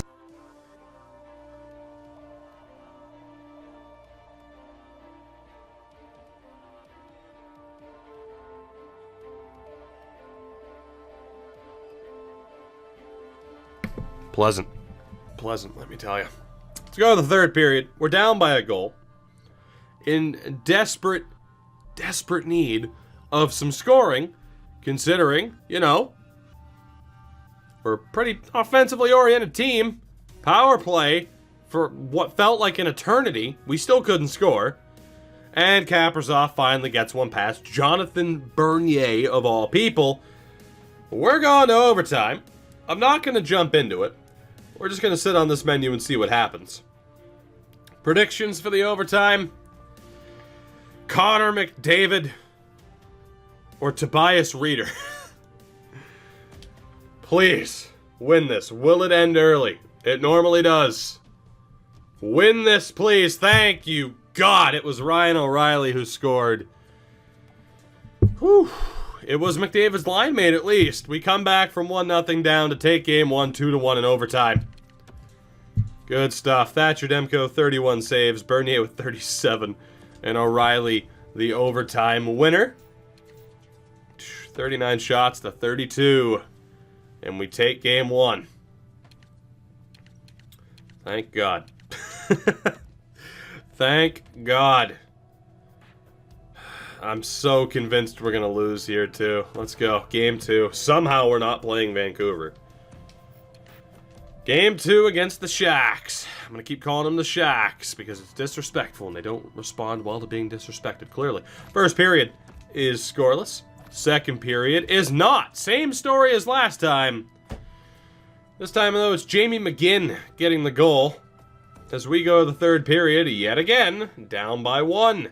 In desperate need of a goal. Please, it's Jonathan Bernier, people. You don't get an excuse or the benefit of the doubt. Thank you, Kaprizov. Thank you.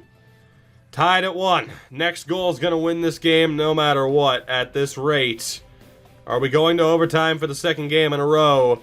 Yes, we are. 2 games, 2 overtimes. McDavid or Reeder? I stand by it. Let's do this. We're being outshot. Can we find a winner? Will it end early? Within 5 minutes? No, it will not. Power play, and there it is. Thank you, God. Kirill Kaprizov leading the way in Game 2. Back-to-back 2-1 victories in overtime to start this series against Jonathan Bernier and the Sharks. Kirill Kaprizov leading the way. The deadline acquisitions of O'Reilly and Kaprizov have been the more than likely 2 key players to our success. I mean, Kaprizov's our leading scorer. The series shifts to San Jose, but not before we look at one Connor McDavid, who still just has 3 points in 9 games. Unbelievable. And Dellandrea and Pettinen have been so bad. So bad that we have to make a change on that 4th line. We have to. I don't know if it's going to be Ivanov or Andrews, though. Langkow brings a lot of physicality. It's kind of what I'm looking for here. Passy Rask. Corey Perry's not quite the player he used to be. I'm looking at calling up Langkow. And probably Ola Janssen for his defensive abilities. Although Jake and Smallwood, if he was a little bit better. Oh boy, do we just call up Ivanov or do I give Langkow a chance? I like how physical of a presence he is as a grinder. Janssen's not that bad defensively. Yeah, I'm going to go with my gut here and not call up Ivanov or Andrews just yet.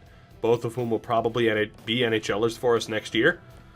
But Pettinen and Dellandrea are going down. We're going to call up Langkow and Janssen. Just in desperation to get something going with that 4th line. And don't worry, they will have some good company.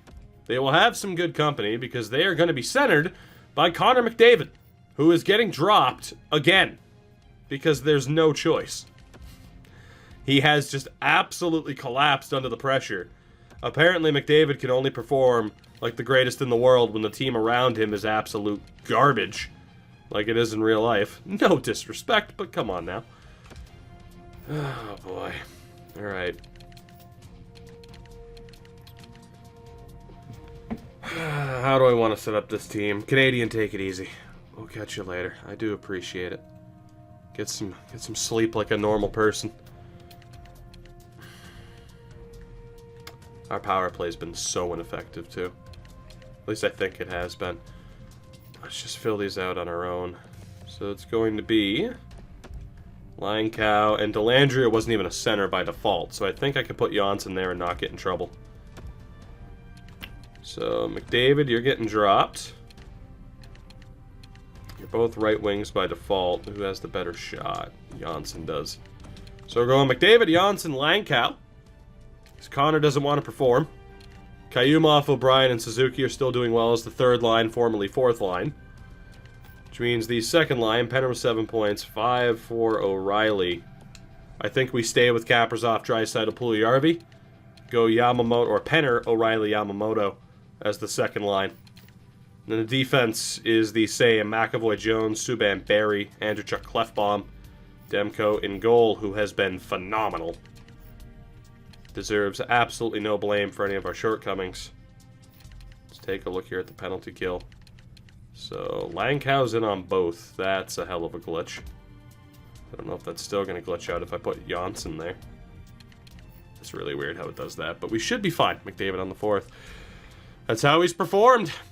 He is absolutely disappointed, and hopefully the changes to the 4th line can really spark this team. We have won both games, but we need more of an offensive output, just in general. First period of Game 3 in San Jose. The Sharks take the early lead for the third straight game. It's Austin Watson with the goal. None of the Sharks' top players have scored. It's been all role players. Second period. That changes with Timo Meier scoring, but Kirill Kaprizov is looking to be one of the best trade deadline acquisitions in NHL history. He gets 2 more goals. 2 goals in just over 2 minutes. 2.5, really. And this game is tied. They have the edge in shots, but we're tied on the scoreboard heading into the third period for the first time in the series. The next goal is oh so important. Can Kaprizov complete the hat trick? Can Demko hold on? Power play opportunity goes to waste. 7 minutes left. Are we destined for a third overtime, or will there be a late winner? 2 minutes left. Overtime is not happening. Oh. Oh, baby.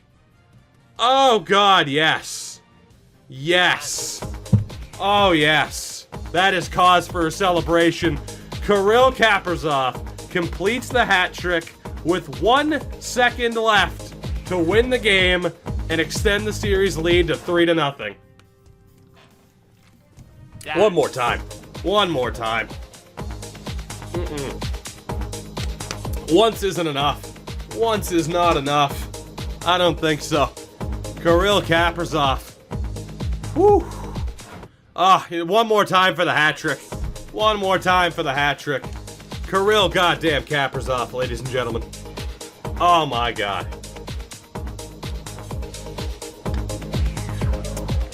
He's getting that McDavid money.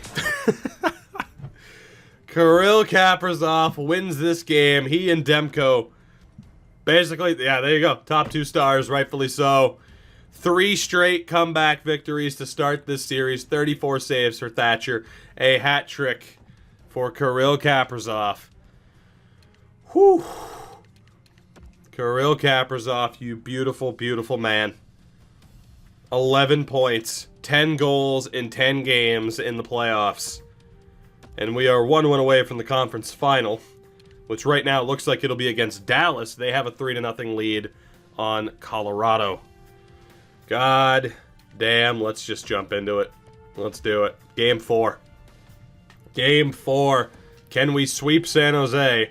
We had trouble closing out the Anaheim Ducks in the first round. Can we avoid that problem against San Jose? First period. And everyone else wants to get involved. Jesse Puljujarvi scores under 2 minutes in. Ty Berry makes it 2. Maxim Letunov gets them back into the game, but Charlie McAvoy scores. Those are, if I am not mistaken, the first 2 goals by any of our defensemen in the playoffs thus far. Berry and McAvoy. We have a 3-1 lead at the end of the first. Second period is scoreless, which is pretty nice. As we go to the third period, we are 18 minutes away from going to the Western Conference Final. Again, it is our first. Seth Jones, there we go. The defense has woken up. Kaprizov scores.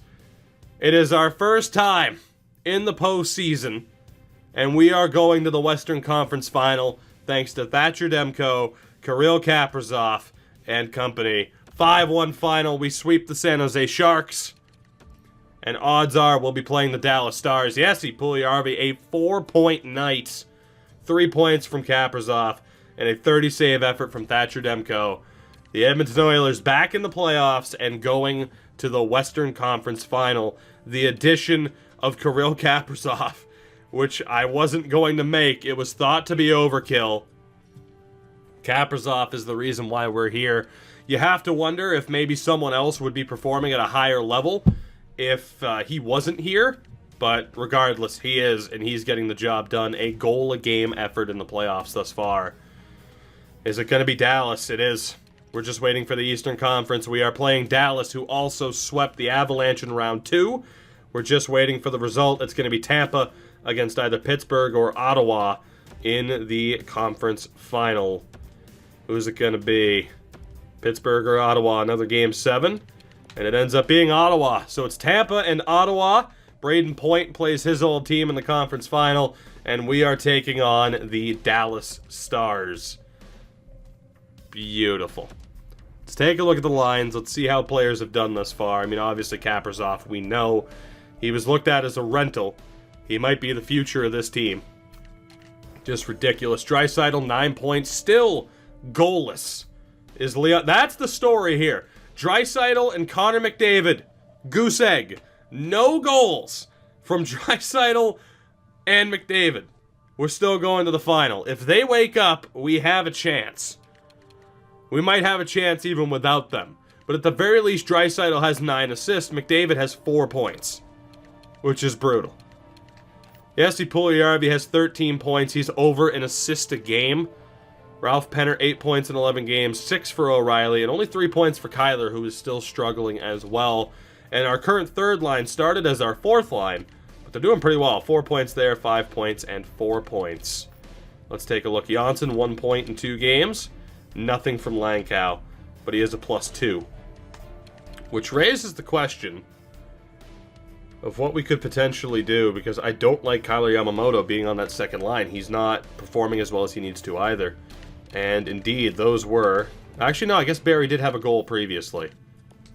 But our defense has been a little bit higher scoring, and they have not produced much at all either, which is very concerning.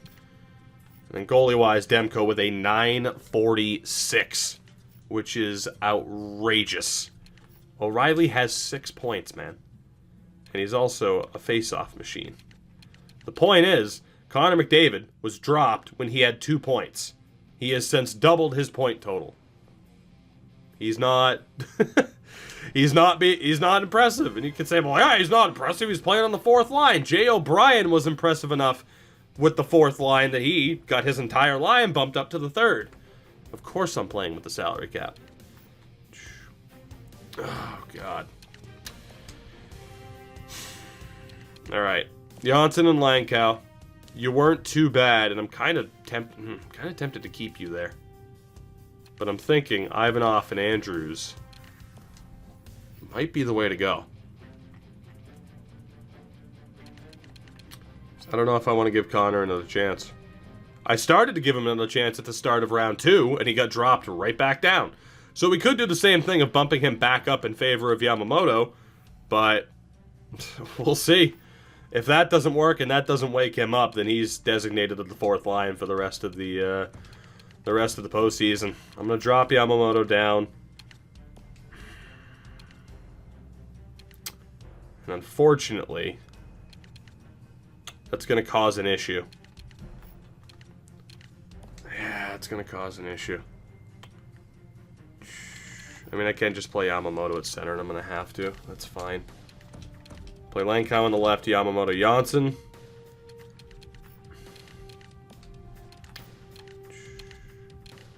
We'll have McDavid on that right-hand side again. Now, this is the line combo that didn't work previously, I believe. We'll see if it does again. We started McDavid with Kaprizov, and then once we took McDavid away, Kaprizov got even better. So... I'm very tempted to bump down Langkow and Janssen, but I'm going to leave them both there for now.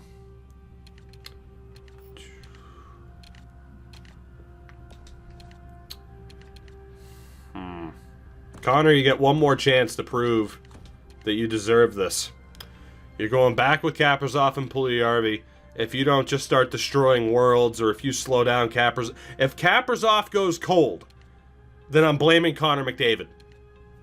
Kaprizov could show up to the arena high on every drug imaginable, and I'm still blaming Connor McDavid if he doesn't perform. Aside from that, the defense, that third pairing is looking a little bit shaky. We'll monitor that heading into the playoffs. Or heading into the next round. And I'm going to get McDavid back in on the power play. Like, this is it. This is his last chance.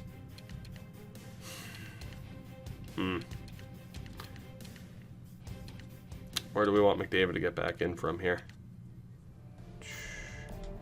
Barry was able to score. Well, Riley's in on the power play, isn't he? Yeah, he is. That line still deserves power play time. They do. Their point total hasn't jumped because they're on the power play. They deserve to be there in the first place.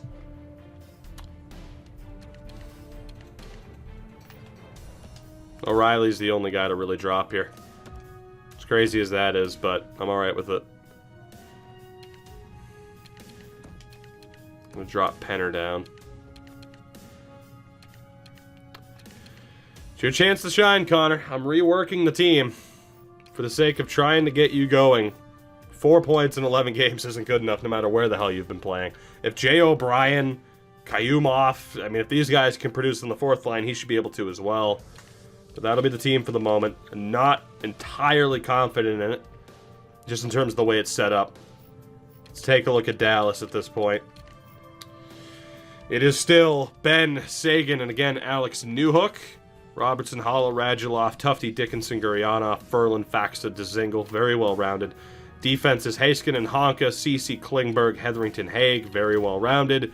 Mackenzie Blackwood, who they traded for at the deadline, has 8 appearances and a .970 save percentage. Maybe Kirill Kaprizov is not the best trade deadline acquisition, as Dallas has yet to lose a playoff game, and Blackwood has not allowed any goals, essentially.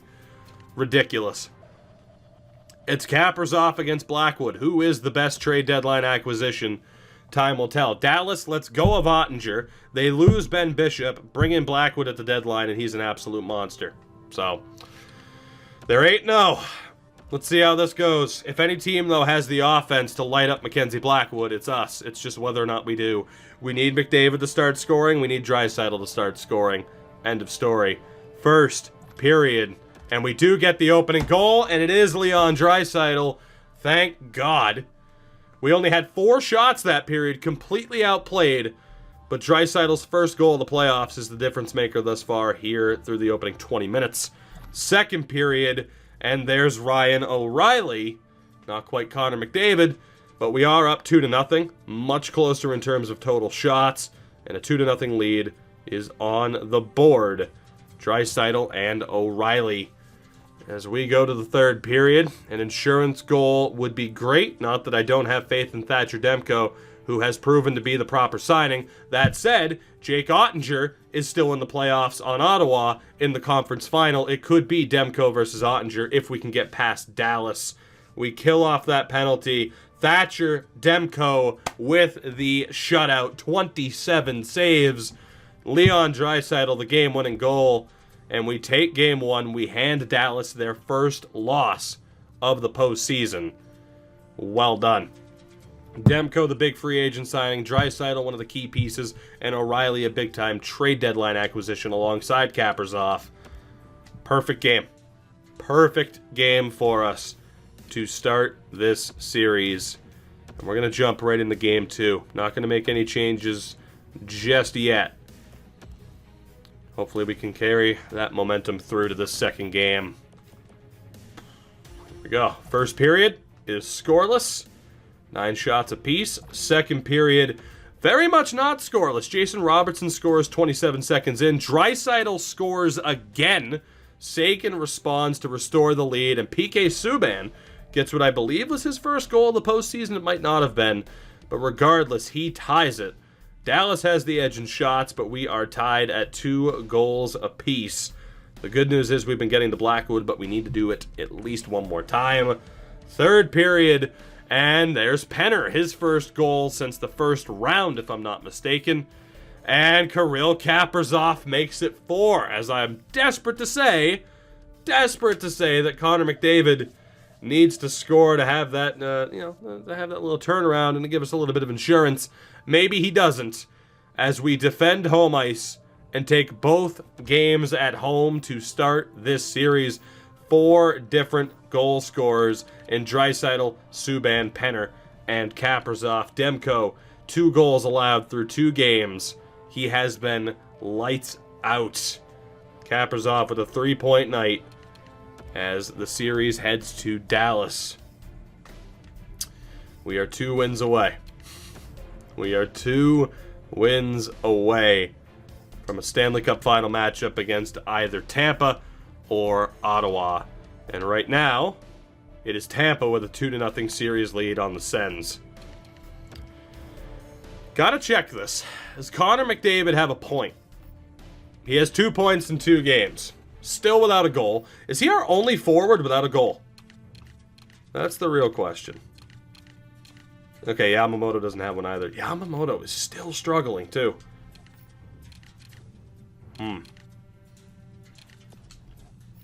Kyler, you might be done for, buddy. You might be done for. Nor Langkow or Janssen can play center. I don't want to call up Andrews or Ivanov, but I think Yamamoto is in a little bit of trouble here. I need someone who's defensively solid but can also play center. Ivanov and Andrews both hit that mark. Petinen does, or Pettinen does, but again, he's been terrible. Rem Pitlick is not the type of player I was hoping he would be. Dellandrea really struggled. We already took him out. Marlowe, not quite what I'm hoping for. Passy Rask might be, though. He's a solid enough two-way. Ryan McLeod, the defense and physical is just not quite there. And, of course, Jake and Smallwood. Olofsson and Bremberg. Again, I'm not totally committed to keeping someone in the lineup if they're struggling. Kyler is being scratched. We're going to call up Passy Rask. So Yamamoto, Pettinen, Ivanov, and Dellandrea have all been sent down. Actually, Ivanov hasn't. It's been Yamamoto, Pettinen, and Dellandrea, my bad. Ivanov and Andrews, again, tempted to call up. But we got to make that change. If someone's underperforming, I'm not keeping them in. Not a chance. Now, we are going to go best lines here. Bakersfield's done for the season anyway. Who's your favorite hockey player? Thank you for the bits, by the way. Favorite hockey player. Oh, God. Patrice Bergeron. Shocker. Right? Passy Rask. Welcome aboard. You are going to center that fourth line. Everything else is going to stay the same.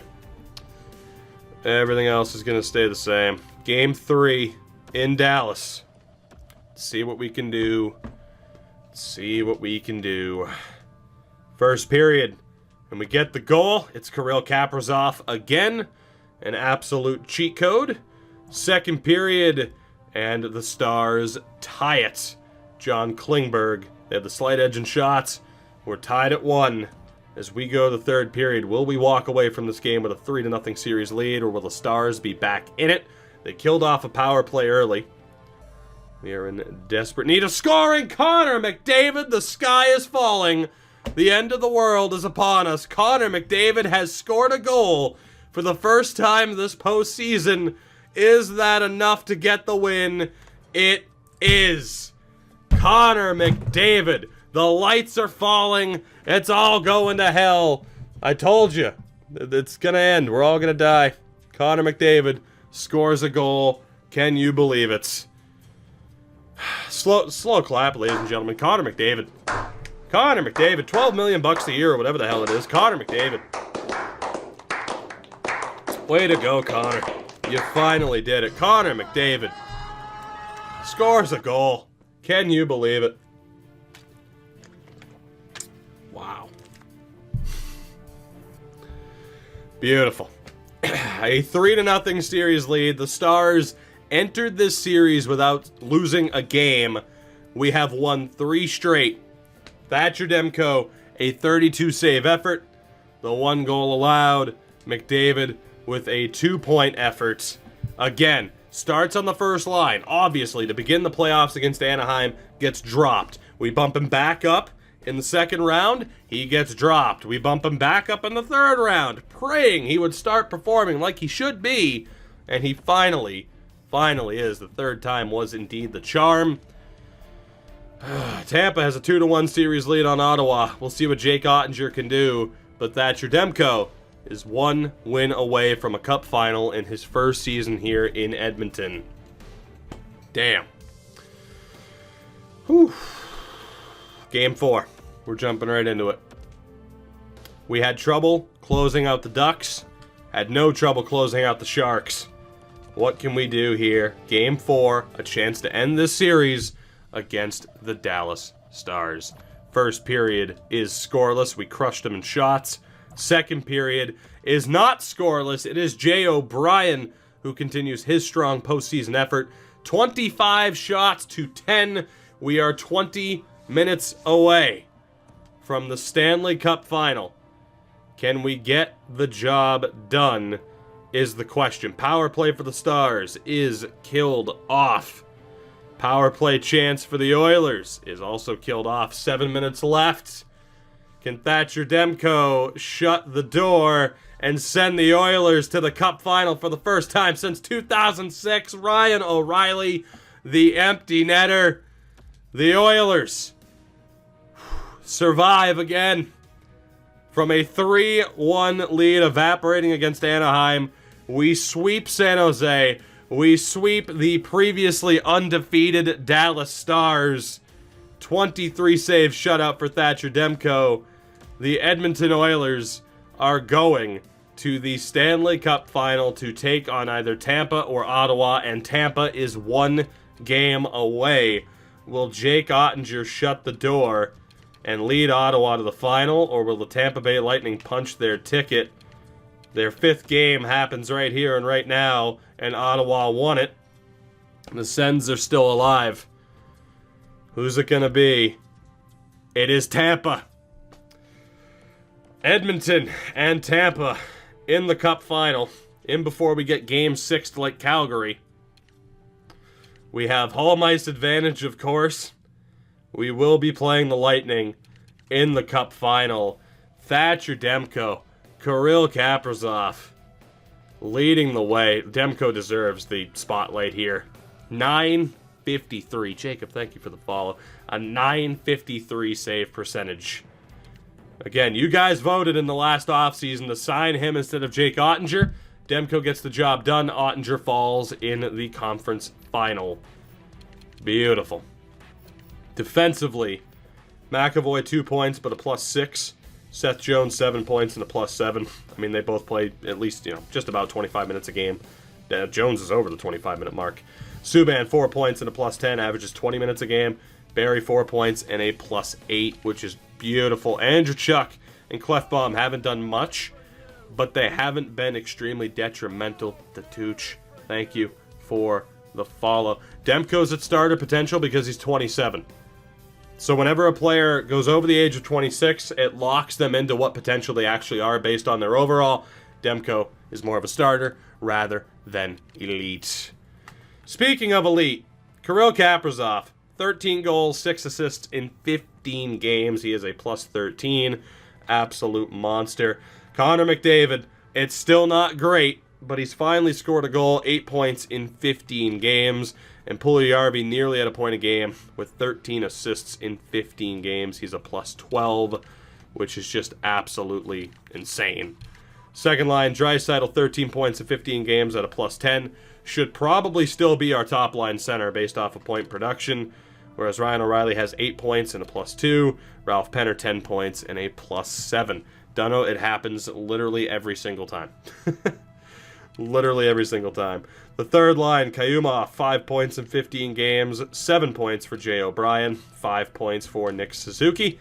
And the fourth line, Francisco Langkow, no points, but he's at the very least a +2, and I feel like he provides a little bit, he's a grinder. He provides something different than the rest of the team.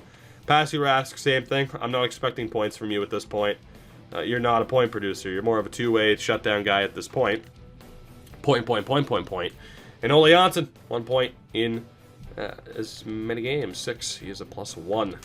So I'm happy with that fourth line. Relatively happy with the third line.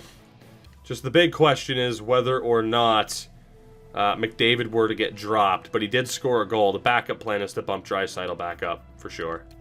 That's not even a debate. It's not even a debate. Gergay with the 2. The solid 2. Appreciated. Let's take a look at Tampa. Let's see what we have here. The form of the Lightning. We know they're still stacked. We looked at the team post-deadline. It is JT Miller, who has 13 points in 19 games, with 33-year-old Steven Stamkos, who has 21 points in this postseason, and Nikita Kucherov, 16 points. That top line is ridiculous. Second line is Gabe Fortier, who has a relatively decent 12 points in 19 games. Only 4 points for second-line center Carter Verhaeghe, something that I never thought would have been said before. And Yanni Gourde, 12 points in 19 games. Third line, Boris Kachuk, 4 points. 4 points for Tyler Johnson. 5 points for Alex Killorn. They're all minus players. Jujhar Khaira, 6 points. Tommy Ayaskalainen, who was an 8th overall pick, has 5 points. And Alex Volkov with 4. Defensively, Hedman, still a monster, with Sergachev. Jesus Christ. Second line, or second pairing, is McDonough with Cal Foote. Daniil Shaka is with Matthew Spencer.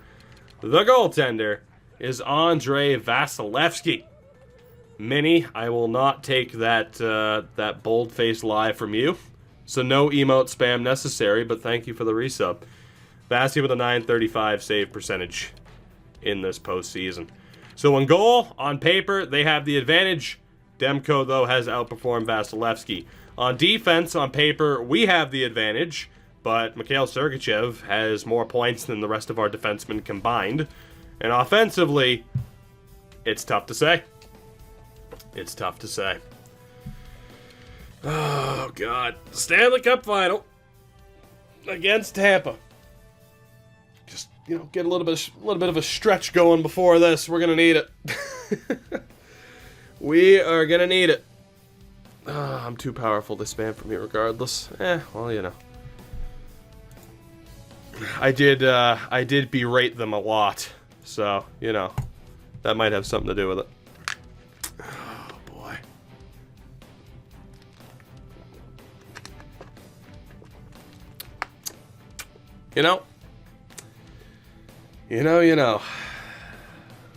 Now would be a lovely time for a cliffhanger. The only question is, am I just a big enough son of a bitch to hit you with the cliffhanger of this magnitude? The Stanley Cup Final. Am I willing to sacrifice this run of form we've been on for the sake of a solid cliffhanger? I never hated the Rangers snacks, so I wouldn't say I liked them more, but I never hated them. Oh, boy. That's an AMC-style cliffhanger. Oh, God, did I die? Do we die under the dumpster? Find out next time. Or will you find out right now? That's the real question. I don't know. You've been dropping the ball on supportive emote spam. You've been dropping the ball on supportive emote spam. So, I don't know if you deserve it. I don't know if you deserve it. I'm just saying. This might be my revenge. You didn't love us at our best. We're at our worst. And our best. I don't even know what I'm saying anymore.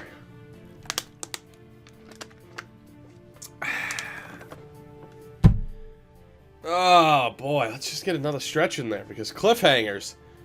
Whew, you gotta really stretch for a cliffhanger of this magnitude. You gotta really stretch for this level of a cliffhanger, let me tell you. Just really stretch out them shoulders. Just really stretch out them shoulders. Whew. Oh, goodness. Goodness gracious. To hit him with the cliffhanger. You'll avoid Resident Evil. I don't want to avoid Resident Evil. I like it. It took me a little bit to get used to it, but I like it. I'm still an absolute bitch, but I like it. Boy. What if your Xbox broke and you lost this playoff run? It'd be made even worse by the fact that I didn't back out and save as a cliffhanger now, wouldn't it? Wouldn't it? So see? All the more reason to back out and hit him with the cliffhanger, right? Or, I can just go over here and hit save. That's also an option. Don't know if you ever thought of that. Oh, goodness. I so badly want to hit you with the cliffhanger. I do. I really do. But I'll be nice and I won't. Let's do it. Let's do it. Game 1, hosting Tampa, the Stanley Cup Final, our first ever postseason appearance. We make it all the way back to the Cup. And once we lose here, we won't be back for another 13 plus years. Here we go. First period of Game 1 is scoreless. They outshot us 12-8. Second period, it's a goal apiece. Yanni Gourde and Connor McDavid. So McDavid might finally be back. We are being outshot, though, 27-15. But we're tied at 1 apiece. Thatcher Demko keeping us in it. Time for the team to get it together. Let's go. Come on. We have a chance. We're still in this. We need Demko to hold on for as long as he can, though. Although defensively, we started to shut them down for a good amount of time there. And we're starting to enter the point in the game where the next goal is going to win. Under 5 minutes left in the third. Are we destined for overtime in game 1? Yes, we are. We're not going to jump in. 39 shots to 25. Tied at 1. McDavid or Gord. Someone's getting their second goal of the game. I'm calling it. Overtime in game 1. Will it end quickly? Power play for the Oilers goes to waste. And that might be the death knell for us. 10 minutes left. There is a chance of double overtime here. 7 minutes left. Under 5 minutes to go. Are we going to double overtime here in game 1? Yes, we are. You know how this works.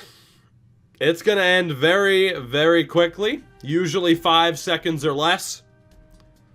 49 shots to 37, tied at 1 apiece. I stand by my prediction of McDavid or Laurel. Whew. Here we go. Don't blink. You might miss it. Double overtime here in game 1. The game-winning goal belongs to... Holy shit, it almost went past 5 seconds and didn't. Gabe Fortier. A power play chance early goes to waste, and the Tampa Bay Lightning capitalize immediately thereafter. 2-1 is the final. We lose for the first time since Game 6 of the first round. Fortier the winner.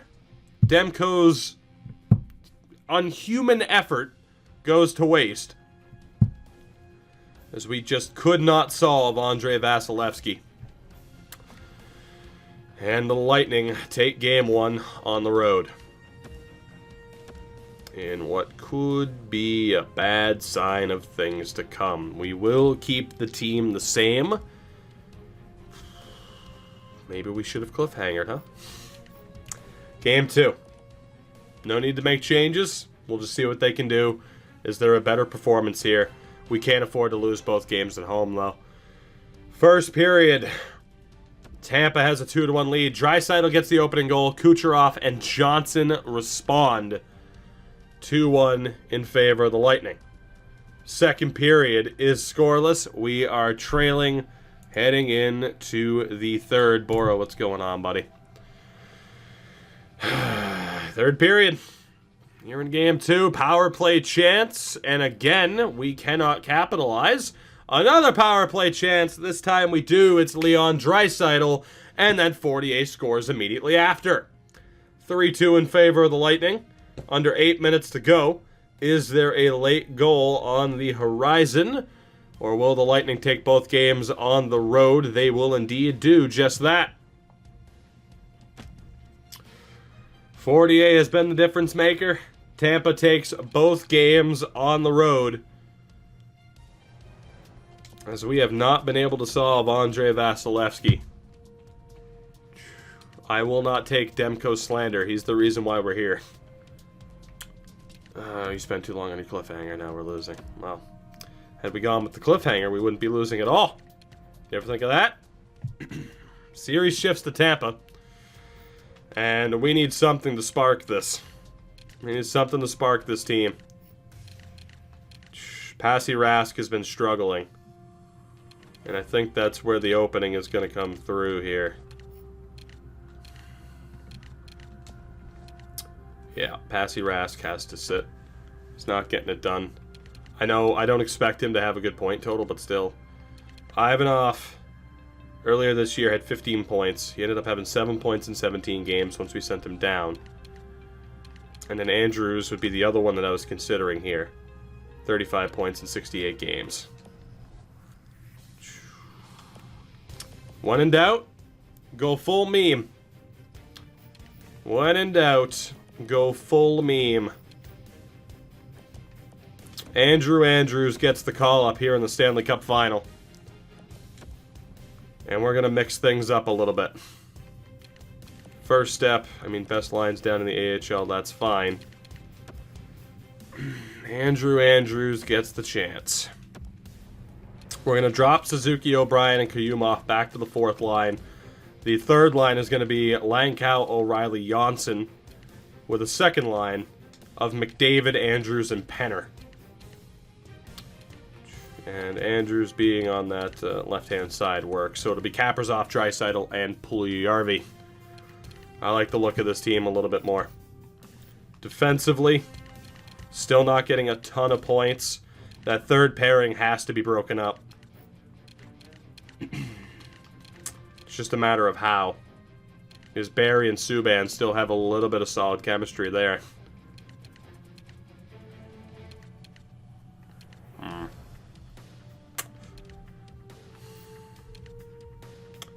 Who deserves the bump? That's the real question. McAvoy hasn't quite been where I want him to be.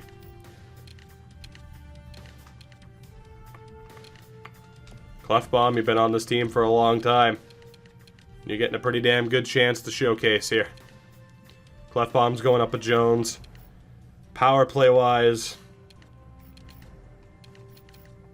I'm going to be honest, I think even Barry... Yeah, he's got 4 points. Deep dive with the follow. What a guy. Barry's not exactly killing it, but we have to rework this power play, obviously. To the point where that other line fell off a little bit. You know what? Best way to do that is going to just be to go best lines and rework this. Which is quick and easy for the most part. Whoops. Want Janssen over there. Actually, there's Langkow over there. There we go. So defensively, it is going to be Clefbaum, Jones, Subban, Barry, Andrew Chuck McAvoy. And then the power play. Aside from removing McAvoy and Subban, I'm alright with that. Which would mean... Actually, that would mean Andrew's getting time. You know what? I'm going to go for that. I'm going to go for that, and we'll see what happens. With the exception of McDavid being dropped down to the second unit. You know what? Even though I don't think the AI really knows how to factor in handedness, we will set them up based on handedness. Although, can't really do that so much for the forwards now, can we?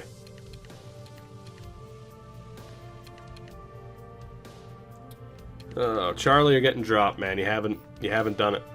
Not in the playoffs. You were great in the regular season, but Andrew Andrews is going to get a massive opportunity here.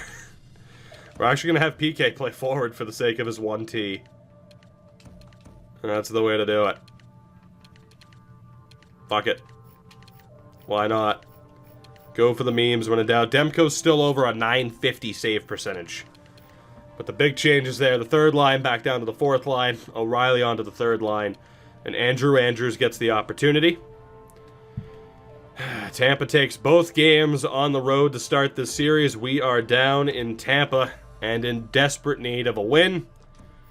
Let's see if we can get it. First period is scoreless. 8 shots to 6. Second period is not scoreless. Andrew Andrews gets his first career NHL goal in his first career game, and it happens to be in the third game of the Stanley Cup Final. Andrew Andrews. Beautiful. We go to the third period up by 1 thanks to the rookie.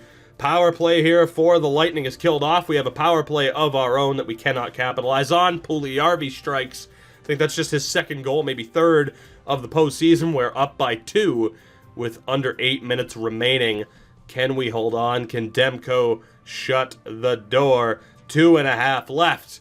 And the home team has yet to win in this series. Thatcher Demko and AA Andrew Andrews get the job done for us. 26 save effort for Demko. Bassey still had a great game, but it was not enough. Demko and the rookie get it done.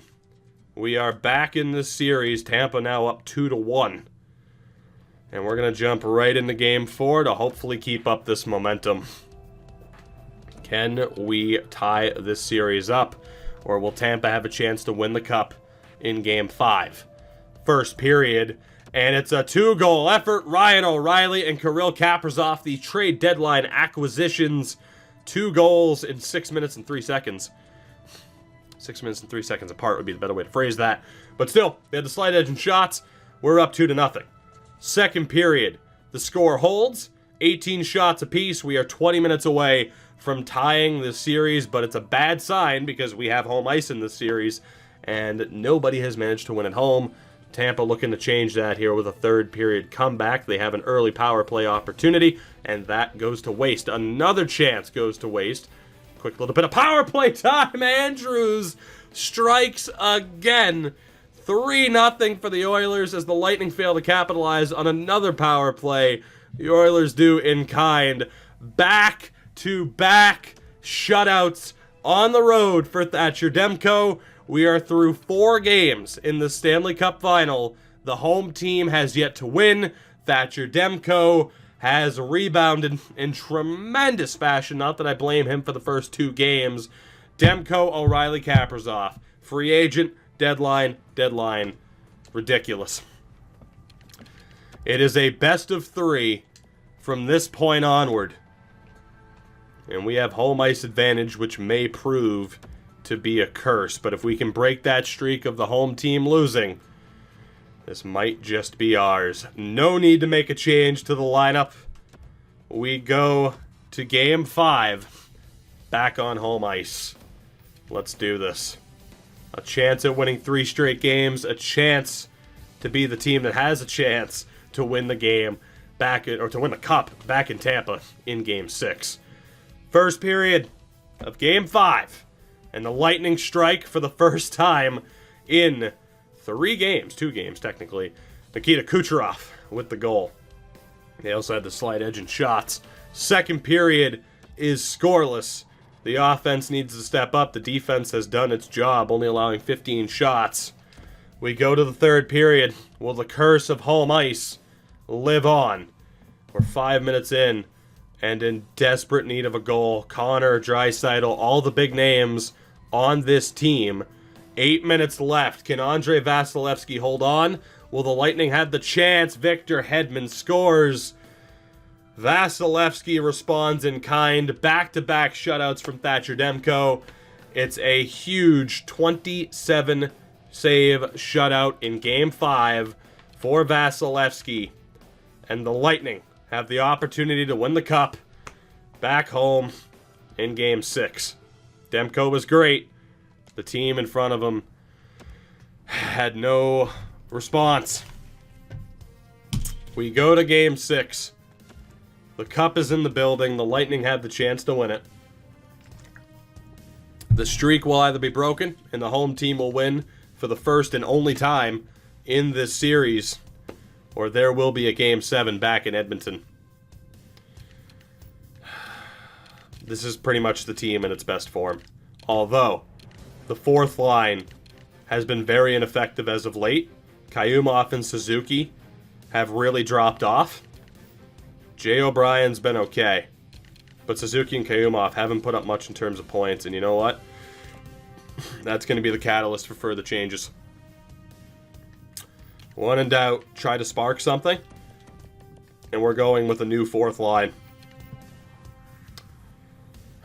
And it's going to be the 3 guys that we dropped out of the lineup previously, who are going to have a chance at revenge, or they're going to just further sink this team. We'll see which one it is. But we will give the 3 players that were in this lineup at the start of the postseason an opportunity at revenge and at vengeance and at getting the goddamn job done and not going down in the books as massive disappointments. Whether or not they live up to that, though, time will tell. Pettinen on the left-hand side. It will be Dellandrea at center and Yamamoto as the right wing. And if this team is not good enough to win the cup, then so be it. I still want O'Reilly on that third line, though. This is it. Game 6, a must-win. Can we get the job done is the question.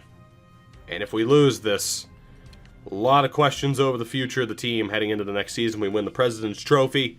We sweep rounds 2 and 3. But if we don't win this game, our season's over. Game 6, Tampa has a chance to win the cup on home ice. First period, and it's a 2-1 lead for the Lightning. Nikita Kucherov gets the opening goal. Jääskeläinen scores just over a minute later. AA with the goal to get us back into the game, though. 13 shots to 11. 2-1 Lightning. Second period, it is tied. Seth Jones. It's finally a rare goal from a defenseman in this postseason run. Not even in this series. It's been rare for our defenseman to chip in. We are all tied up. 7 more shots on the board for the Lightning, but we are tied at 2 apiece. Third period. Early power play chance for the Oilers goes to waste. Do we have what it takes to force a Game 7? Or will the Lightning be raising the cup? Power play again for the Oilers goes to waste. We're under 8 minutes left in regulation. Will the third time be the charm for Edmonton? Yes, it will. Kirill Kaprizov. 2.5 minutes left. Can the Lightning score? They cannot. For the first time in this series, a team... Actually, that's a mistake. No. Teams still haven't won at home. I'm pumped. Kirill Kaprizov, damn it. I think this is, though, is this the first time in Stanley Cup history where a team has not won at home up to Game 7? Who knows? But that is the case. There will be a 7th game. There will be a 7th game in Edmonton. Demko leads the way. AA with a 2-point effort. The streak continues. The streak continues. Games 1 and 2 in Edmonton. We lose. Games 2 and 3 in Tampa. We won them both. Game 5 in Edmonton. We lose. Game 6 in Tampa. We win. The home team has yet to win a single game in this series. That streak will either continue and Tampa will win the Stanley Cup, or that streak will end here and now, and the Edmonton Oilers will be Stanley Cup champions. Again, our first postseason appearance in this series after taking a step back. Big offseason moves, big trade deadline acquisitions. And it comes down to this. Comes down to this. No other changes to be made. Game 7 on home ice. Will the tides change, or will the Lightning win the Stanley Cup? First period.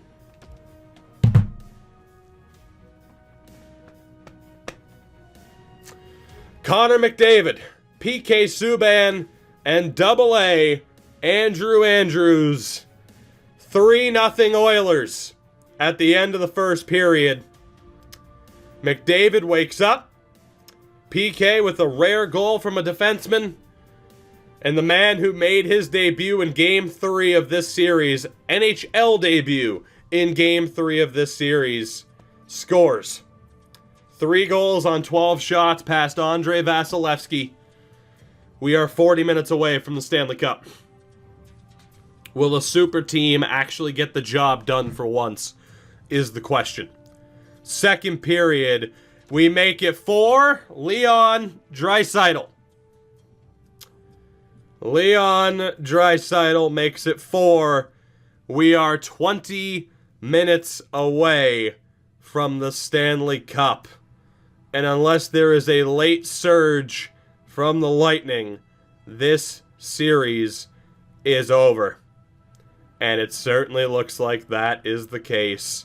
Late power play for Tampa here. The Edmonton Oilers survive a scare. The Oilers survive a scare. I am actually going to make myself as the coach so I can skip a couple of things, but still. A late scare as we nearly blew a 3-1 series lead against Anaheim. We rebound. We rebound and sweep both San Jose and the previously undefeated Stars, who had swept their way to the conference final. And we break the curse of this series we will be the first team to win on home ice. Connor McDavid, PK Subban, Andrew Andrews, and company. Here's Penner. Quick shot, gets knocked away. There's Andrews, finds McDavid. Over to Penner! The Oilers make it 5. We are 4:45 away from a Stanley Cup celebration. First possession. First possession. It's a goal for Ralph Penner, who was the super rookie previously. That is his 7th goal of the playoffs. Andrews to McDavid, finds Penner backdoor, snipes on Vasilevsky, and that is it. Absolutely ridiculous. Absolutely ridiculous. And the answer is how you change it to coach mode is you just position lock, but you keep going. Oscar Klefbom, Leon Draisaitl, Connor McDavid, one of the few holdovers on this roster that, again, we did not actively tear down. I'm not the one who initiated the trades, as we have a power play coming. I'm not the one who initiated the trades for Milan Lucic. I'm not the one who initiated the trade for Chris Russell. I let the AI essentially do my work for me, and I also made sure not to trade, say, Lucic to a team where it's like, hey, you know, they didn't really need him. Chris Russell, it made sense for the Dallas Stars to acquire him. They needed another defenseman. We played it as fair as we possibly could have, outside of saying, well, a team would never trade for Lucic. And this is the end result, combined with just a little bit of money spending in free agency after getting rid of those terrible contracts. And then you factor in the big deadline acquisitions. Somehow, someway, Ryan O'Reilly and Kirill Kaprizov, both on expiring deals, were on the trade block. And we made the most of that, with Kaprizov being a major piece, O'Reilly providing some ridiculous shutdown depth down the middle. And O'Reilly scores as well, another pass in front. 6-0 here in Game 7. Ryan O'Reilly, speak of the devil, he gets the goal on the power play. Don't know if he'll be back. It depends on what the cap situation ends up looking like. Both he and Penner get their 7th goals of this playoff run. Just horrific defense from the Lightning. We're going to send the 4th line out there. And that's it for Vasilevsky. He gets pulled in a Game 7 of a Stanley Cup Final. Connor Ingram steps up. Probably too little, too late. My goodness. My goodness. Pettinen, Dellandrea, and Yamamoto are out against the first line of the Lightning. Obviously, the free agent moves, as we almost get another one. The free agent moves, signing PK Subban. We tried to get Morgan Riley. He rejected, went to Vancouver. We end up with Seth Jones. You guys voted. We signed Thatcher Demko over Jake Ottinger. Combine that with the big trades to round out the defense by trading for Charlie McAvoy, who wasn't that great in the postseason, but was a big part of the reason as to why we won the President's Trophy in home ice, as we have another power play coming. Somehow that pass to Dellandrea goes through. You factor in the big trade to get Charlie McAvoy. We had to give up Spencer Knight to do it. We gave up a lot. Dellandrea snipes Ingram as well. And Tampa has simply given up.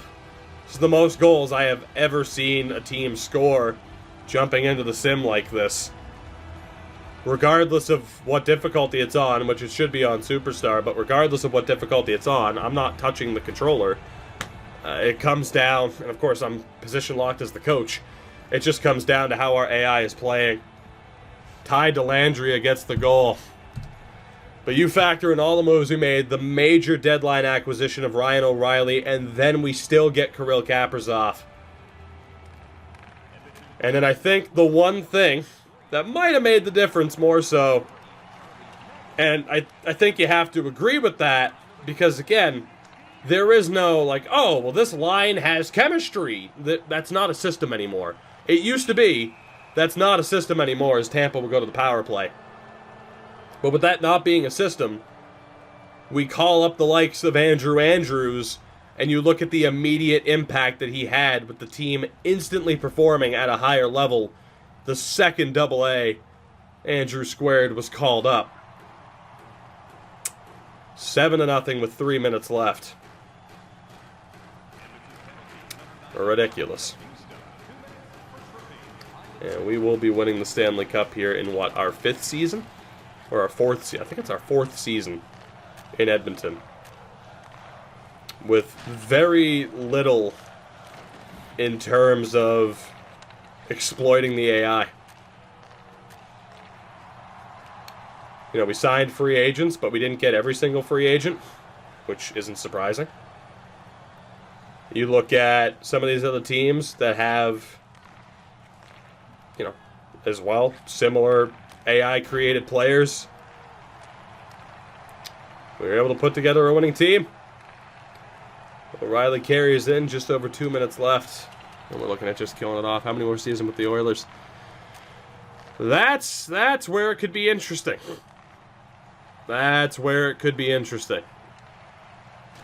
As far as, of course, there's always the question of, well, you won, do you keep going, or do you continue on and try to build a dynasty out of it?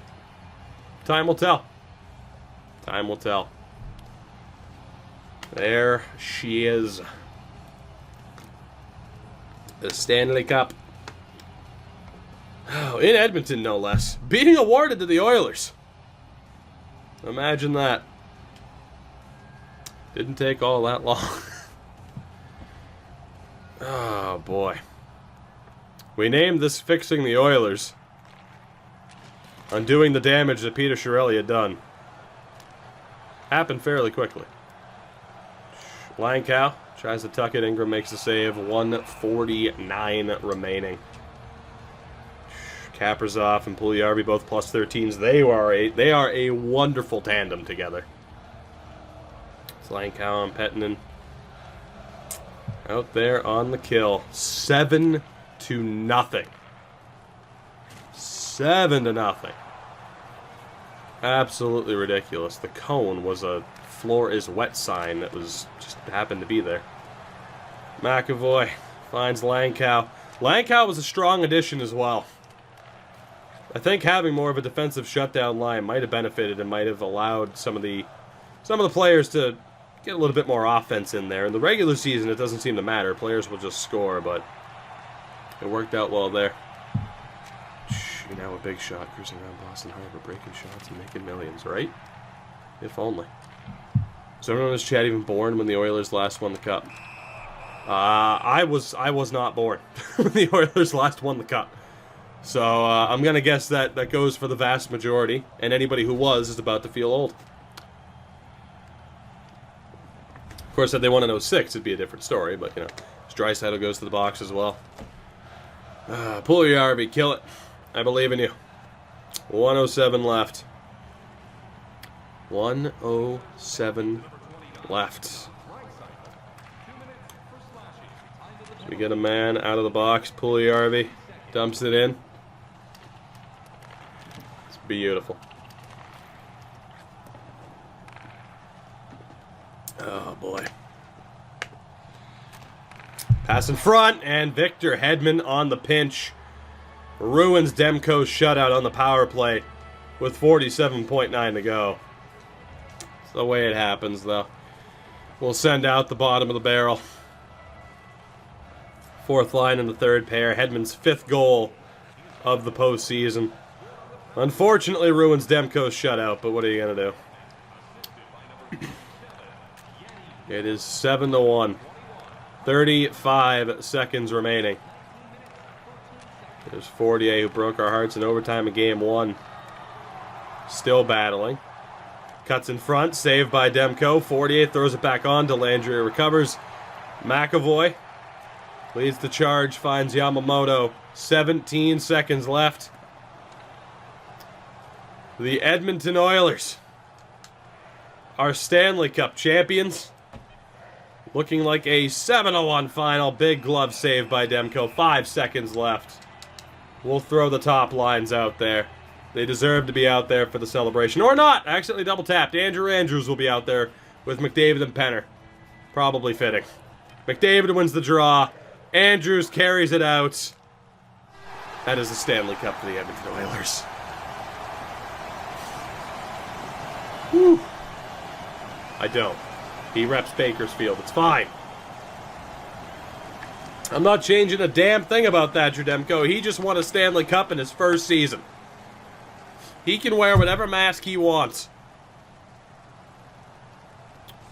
4 seasons in, I believe.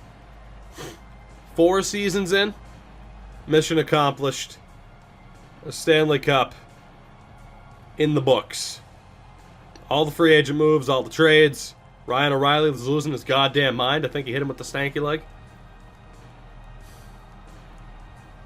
Thatcher Demko gets the job done. Need to order an Andrew Andrews jersey. Who wants to pay for the Andrew Andrews jersey? Oh, boy. Is that Carter Verhaeghe leading the way in the face-off line? No disrespect, but what the hell?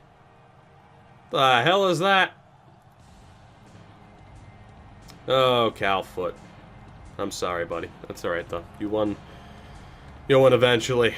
Unsurprisingly, the Conn Smythe goes to Thatcher Demko. He probably has a Vezina trophy coming his way again. Or as well, I should say. What a season for Thatcher Demko. What a season. Ridiculous.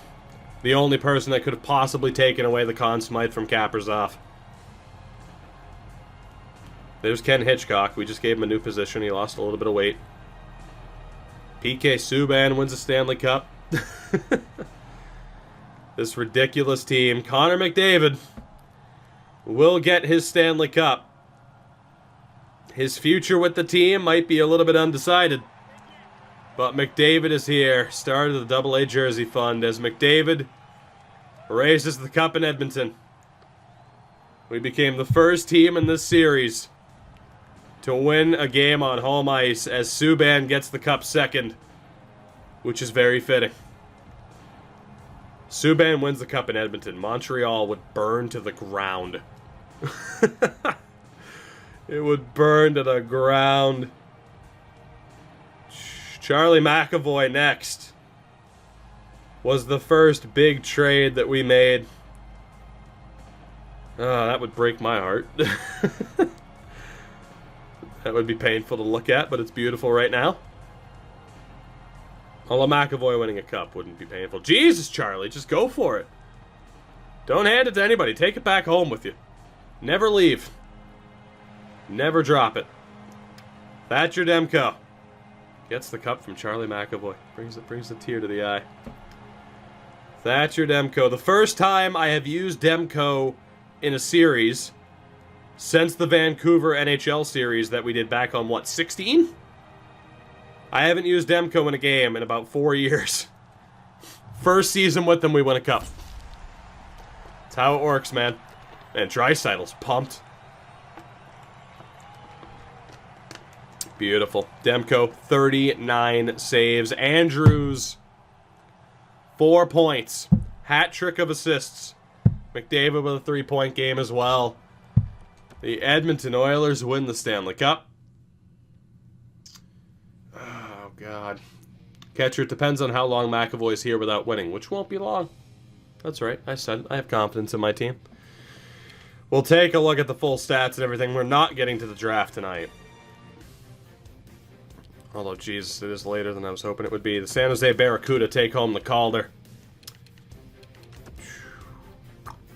Beautiful. The awards. It went to Washington. Actually, in fairness, it went to Boston year 1, Nashville year 2, Washington year 3, Philly year 4. Now the Oilers after winning the President's Trophy. Brock Besser wins the Art Ross. The Hart went to Stamkos. Torrey Krug wins the Norris. Lady Bing the Sagan. The Calder to Luis Ambul. Wow, they actually gave it to Ambul over Wallstrom. Conn Smythe goes to Thatcher Demko, the 5th goalie to win it in a row. The Vezina also to Demko, and the Jennings, as we expected. The Masterton to Nick Hague. Pedersen wins the Selke. Stamkos to Ted Lindsay, and Austin Matthews the Rocket Richard. Down in the AHL, Trevor Zegras put up the most points for Calgary. Stockton. Bergenheim computer generated but won the MVP. Alex Holtz scored the most goals, real player of course. Christek computer generated but was the best rookie. Zdeno Chara won Defenseman of the Year in the AHL. That hurts. Evan Fitzpatrick was the best goaltender. MVP of the playoffs was Zachary Imon. David Krejci, Hoffenmeyer, and Ilya Samsonov also take home some awards. Oh, boy. Again, we avoided a 3-1 collapse against Anaheim. We then sweep San Jose. We sweep Dallas. And we beat Edmonton in 7 games to win the Cup. Kirill Kaprizov, 24 points in 22 games with 15 goals. Puljujarvi, 18 points. Draisaitl with 17. Penner, and then finally by the end of it, McDavid finished the postseason with 14 points. He finally woke up. O'Reilly, 12 points. Not bad. Andrews, 8 points in 5 games. You could possibly say he's the reason we just won the Cup. He and Thatcher Demko, man. O'Brien had 7 points. Suzuki with 5. 3 for Yamamoto. He really struggled. Dellandrea, 1 point. Pettinen as well with just 1. And amongst the defensemen, they finally woke up as it went along. 8 points for Jones, 7 for Subban, 6 for Ty Berry, 5 for McAvoy, 2 for Clefbaum, and only 1 for Zane Andrechuk. Thatcher Demko, a .955 save percentage. Which is that not? Let's see. Highest save percentage in a Stanley Cup Final. All-time playoff save percentage leaders. Where would he rank? Where would he rank? That is, yeah, by far the highest save percentage in history. Tim Thomas at a .933 is, well, unfair. Actually, is it's career. It's career. Whoops. I thought that was for an individual. Best save percentage one playoff season by goalies. Tim Thomas at a .933. .952 by Turco. It is still the best. I thought so. I'm pretty sure it's Hasek. It might have been Turco. That is the highest save percentage by a goalie in Stanley Cup Final history.